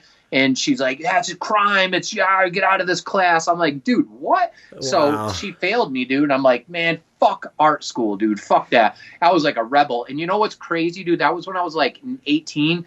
About 3 years ago, someone came to my shop, and they're like, yeah, they knew the people at the school. They worked there. And they're like, yeah, they want to have you come in and do a seminar for successful artists in the area. I'm like, bro, what? And I'm like, do they even know who I am? He's like, what do you mean, dude? I don't. And I told him, and I'm like, dude, fuck it. Oh, man. And I was like, I didn't do it, and I regret. Oh, you totally should have done it. I should have went back in, did the whole thing, did a killer seminar, and then just been like, you know what? I got kicked out of that. You know what I mean? Like, don't trust it. Oh, crazy, and man. then they kicked me out.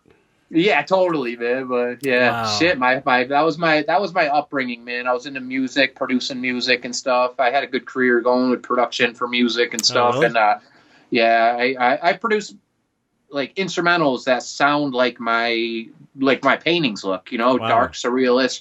And when I was about 16, I got my first turntables in I started DJing in like 5th grade. Got producing music in 7th, man. I got all my brother's records and shit. Wow. And I was actually producing music, so I wanted to make graffiti documentaries. Dude, when I was 16, I remember getting my permit, and I would go down to the Bronx in New York City, and I'd dress as a bum, and I'd break. Like, I'd see a video, and it had graffiti, and it had a street sign next to it, and it would tell how, like, the subways where you can get in. And I was like, dude, I didn't know. It was before internet. I'd go down dressed as a bum, bring a fucking camcorder, a little disposable cameras, and I'd go down to the Bronx and break into the abandoned subway tunnels and shit, dude, and just document graffiti. I'd be fucking a mile deep in the dark tunnels, bro. And every so often turn my camera on for a light to get some photos. But I would totally dress as a bum so I didn't get jacked, Right. And dude, I was only 16, and I was trying to do documentaries for graffiti, so I started producing music to kind of go along but I never learned how to video edit it, man, Right. So I still got all this crazy footage, but that's how I got into music production. And I actually, the music I'm into now, I listen to like a lot of atmospheric, like black metal, foreign shit, just kind of like really spacey, kind of darker shit. There not many words. But then it was like a lot of hip hop, like darker shit, like my stuff. So I actually got to put out some records with like Wu-Tang Clan. I used to produce for them a little bit. Yeah, I got some shit out with them, and like some underground hip hop heads. So I've dabbled in different careers, and I had a good thing going with my music career, but it was just too cutthroat, too crazy. Everyone was just fucking too psychotic, man. So I was like, that's it, man. I'm just going to fucking do this shit. It only takes me. I don't need a team to do it. Right, so, right. I need a canvas now, tattooing, you know what I mean? And, right. Yeah, man. So, wow. But yeah, handful of shit all jumbled together, man. I was never about just do one thing and master down, man. I was about learning so much different shit and taking the same formula and transferring it to each fucking account, man, and just, right. And that's, I feel like you can, if you use the same formulas, you can put it to anything, I agree. So But now painting is where I painting, man, I had to start oil painting and painting because I tattoo people. I never get to keep any of my artwork, man. I'm always letting it go. And I'm like, fuck, I have nothing to show no more. Like, you know? So I just was like, let's paint. I fucking, now it's like, that's why it's hard for me to sell paintings sometimes. I'm all about selling some, but man, I like, you know, I'm attached to a lot but now I have a fucking attic right now full, bro. I have probably like 300-400 finished paintings, dude. I don't even know what to do. I'm like, fuck. People are like, can I buy that one? I'm like, no, don't you want another one? Like, so I believe it, man. That's a lot of paintings. My mom made me a fucking hoarder, bro. Yeah. Fucking art hoarder. Yeah. I can relate. I definitely got the hoarding gene too. Yeah. Why? What's all that shit behind you? Yeah. This is just this is all holiday orders. I'm trying to, you know, print holiday hoarders. No, I'm just. It's like every year around here when I get, you know, that's when I do most of my sales on my website. So it's just like the house becomes complete chaos, and there's boxes and all these supplies I got to order, and it's like out in my living room, it just looks like a warehouse. It's kind of, it's just the way it goes every year. Yeah, I moved into a different house, and that's why, you know, it's weird for me for the loose paintings and shit, because my studio, I'm fucking tall as shit, man, and I don't fit in this. I'm in like such a crunched little room, but I was painting everything at my shop where I have super high ceilings and shit. And so I'd jump back. Fuck, I remember jumping back, falling over garbage cans, tripping and shit, you know. Right. And a couple strokes, fly back 15 feet, you know, and like I'm super active from the graffiti era, man. Right. I like painting big. So I love painting. Like I jumped right in, was painting huge canvases with a lot of body motion and stuff. And but now I'm in the studio painting like all tight, small. Right. But it's good because I lagged in that a bit. You know what I mean? Mm-hmm. I think fucking hyper small and plus investing into these 60-inch canvases, man, and all of a sudden something goes fucking array, and you're like, oh, yeah, right. Total bipolar relationship with the paintings, man. That's the only thing that gets me, man. I'm like pretty steady with shit, but the paintings, man, it's like, fuck, coming out awesome. Yeah, this is great. My wife's like, cool, good. I come home, I'm like, oh, man, you know, fuck. She's like, dude, what the fuck? Like, you know, paint next day. I'm like, you know what? It's great. It's like going. I'm like, she's like, you're a fucking mess from these paintings, dude. It's like it controls my emotions so bad, dude. It's good, you know. It's good to paint, and it's good to have the time. It's good to give the paintings time to have a life. I find. I think my paintings. It's like, I mean, it's the opposite of super fast painting, but it's good to paint it, let it sit. Take a break for a week or so, look at it later, and then you see different things. And really, I've got this fantasy that one day, it's ever since I started painting, I've always thought, I want to have one painting that I'm always painting. And it's like 20 years have gone by and I've never done it, so I'll probably never do it. But imagine if you had just a canvas and you just kept painting on it. And it wasn't really about making a finished piece. It was about just keeping and painting and adding to it over like a 40-year painting. Going to museums and shit, and I've learned this through oil painting now, man. It's taught me so much, man. I remember going and I'm like, damn, dude, like 1642 to 1670, dude. I'm like, they must just not know when he produced it. And now I'm like, dude, he fucking produced it those whole years. Right. That's why, like, and he had it sitting around for fucking 10 years, went back to it. Right, I always thought, I'm like, man, they must just not known when to date it or something, you know? And now I totally get it. A 10-year span, and it must have taken them, you know? I was like, holy shit, crazy, Can you man. Imagine working at a painting for 10 years.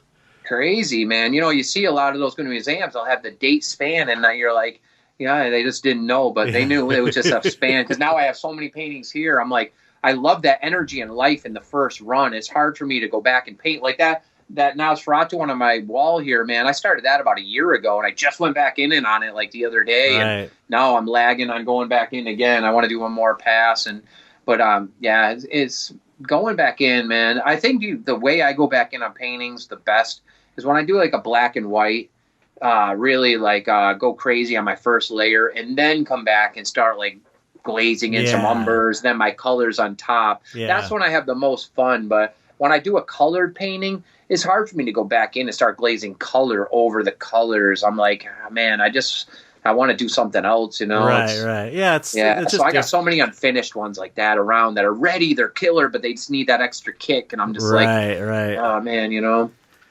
Yeah, so hard for me to go back all the time on them. I got so many unfinished paintings, like chilling around, man, everywhere in here, you know? And if I brought you up to my attic, you'd fucking shit. Yeah, I bet. How many are up here? You can't even walk through the place, man.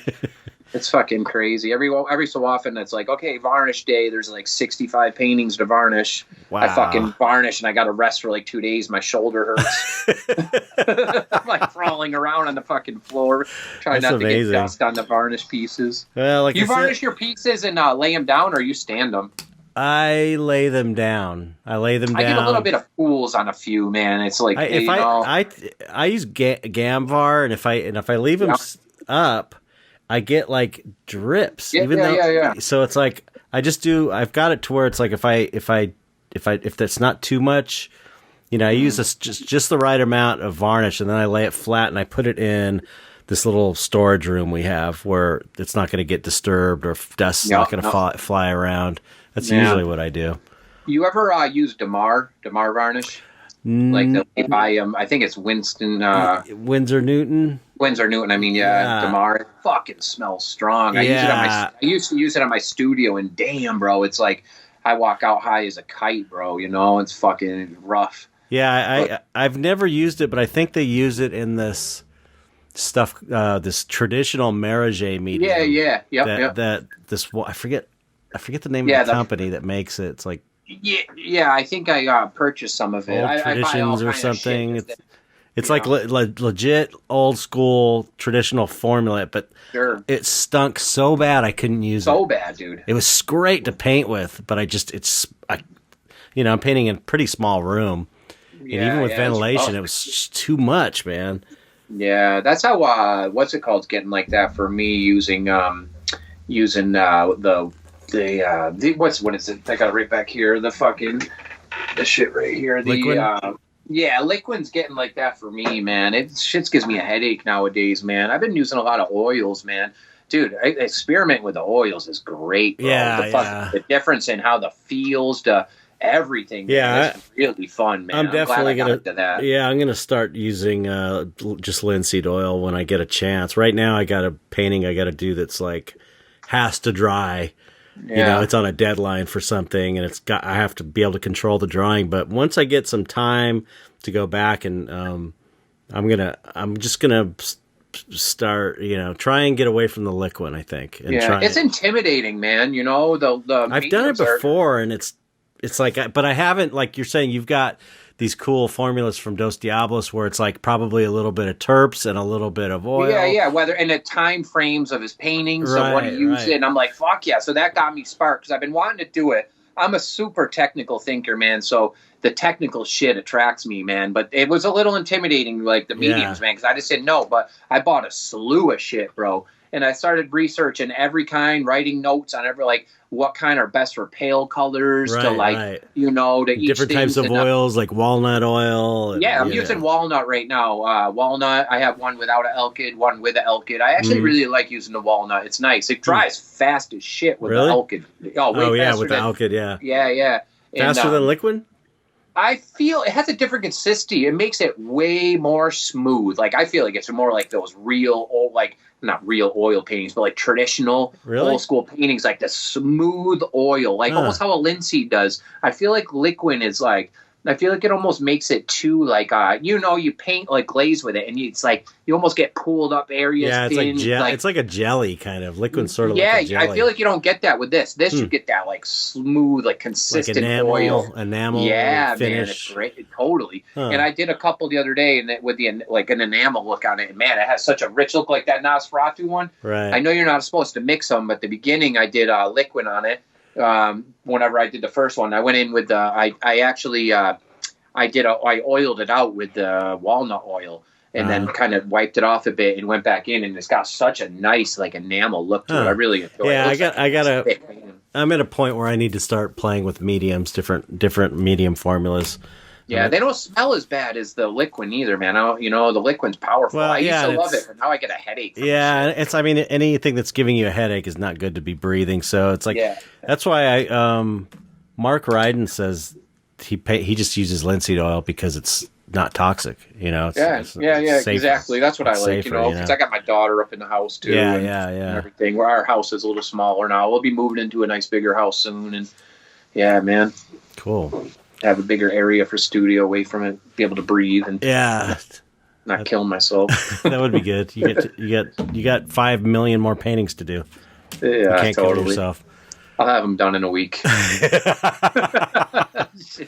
Well, it was awesome. I got to split because I got to go. Speaking of that painting, I have to go get a layer done on it so it dries tonight, so I can paint some more on it later in the evening. But that was an excellent conversation. I really enjoyed talking to you. I feel like maybe we should have you back on again sometime. I have a feeling you have probably a lot more crazy stories that you could share with us. Cool, man. But I'm with it. Yeah, it was a great conversation. Do you have anything you want to promote that you got going on before we go? Or man, I'm like I never really promoted too much, man. I got some cool shit coming up. I got I'm gonna be working with Mickey Violetto. He's doing a book called Pandemia. I'm not sure when it's gonna be released, but it's a book of all select artists from the pandemic. Mickey Violetto is from Italy. He's the guy who does the London Tattoo Convention and runs the Tattoo Life magazine. That's his baby. So he invited me to be part of that, and then also he invited me to be part of an exhibition at the next London Tattoo Convention. So that'll be really cool, man. I'm really proud and really honored, man. That's a great honor to me. It's one of the milestones. As even being on this podcast, man. That was one of the cool milestones I'd love to achieve, man. And cool. I appreciate you having me on here, man. It's really cool, dude. Like I said, I'm definitely not trying to be a starving artist, man. We all want to make our living and everything. And, but the thing is with me, I've always been too busy to promote myself, man. Right, yeah. I have a website. It's all finished, and they want me to put my paintings on there. And I'm like, fucking gee, they want me to do it. And I'm like, I've had this thing done for 6 months, and I'm just like, shit, man, I'm going to be buried in trying to load these things, man. So, you might have to hire someone to do all that shit. I want to, man. So, so for promoting anything, man, I'm on my page, my Instagram, Mr. MM_NME, and my Facebook, and I sell all my shit direct, and come get a tattoo, man. And cool. Well, yeah, we'll have all your stuff in the description of the podcast as well, all your links and stuff, so. Cool, man. Well, thanks. I had a great time talking to you. It was super fun. Man, super cool, brother. Don't hang up when I forgot to warn you not to hang up on me, because there's that weird awkward after we say goodbye to the audience. Sometimes people hang up on me, and it's really weird because you don't get to say goodbye. But anyway, yeah, thanks for coming on. It was really cool. People are gonna love this episode. I believe this is very interesting. I wanted to ask. Okay, one more thing, real quick. Can you still see auras? Man, I try to at times, dude. This is it's a really, I'm almost like, ooh, when people ask this stuff. And, because it's a really big judgment I think people put on you, man. Yeah. And as I was young, man, it was no problem. And I met another person who could do it. We stared at each other for hours, bro. And I guess it's the only self-conscious thing because, I don't really care what people think, but it's like one of those things where people make or break you, dude. Oh, he's fucking raw. Yeah. Oh, cool. You know what I mean? But honestly, man, when I sit and I try to, I feel like I almost can see specks in the air of almost like what I'm like a pixelated screen. I feel like when I look, I can see small little particle kind of shit, man. And that's about it, dude. My family tries to get me to do it. My sister's still really into the stuff, but I don't even know, man. It's just one of those things I fucking tucked away in my brain somewhere, man, and I never went back to it. And it's interesting. I always wanted to, but I just didn't, man. It was the thing of being a free-spirited kid and not having any conformity to shit, man. There was no fear, bro. It sounds like you are a natural, I don't know, what they would call it, clairvoyant. I know I know you're hesitant to use these terms because you don't want people thinking you're a weirdo, but I'm a fucking weirdo, that's for sure. Yeah, right. Why would you care now at this point? Let's go. But it sounds like you have a natural gift for that. Where it's like I've never had that. My wife can see them though. She can see them a lot, and she sees other stuff too. But I've never been able to. I've never been able to see that stuff. But it's like I have a lot of out of body experiences. A lot. like when I sleep, like I go flying around. It's really weird. So I feel like kind of like Chet, don't even get me into the sleep shit. That's for next podcast. Okay, Chet, this is some heavy shit. Okay, I have a history, man. I'll tell you some other time. Okay, we're gonna do a part 2 for sure. Then. Definitely. Shit. Because for that one. Jesus Christ, strap in. Cool. You get ready for that one, and we'll do that one again. All right. Cool, okay. Man. Chet, thanks for having me, brother. It's really cool, man. It's an honor to be on here with you, and it's awesome, man. Really cool. Appreciate great to finally meet you. Kind of in person, and you're a great addition. Enjoy having you in the group and seeing your work, and you got a good positive energy that you bring to the Dark Art Society cooperative and stuff. So it's I know people love your work too. So thanks. Awesome, man. I appreciate it. It's the fam, man. It's somewhere I actually could fit in. Yeah, right. I know. It's like the freaks get together there, and it's a nice little family. Cool. All right. Man. Well, let's say goodbye to everybody. All right. Goodbye, everybody. Goodbye. Thanks for.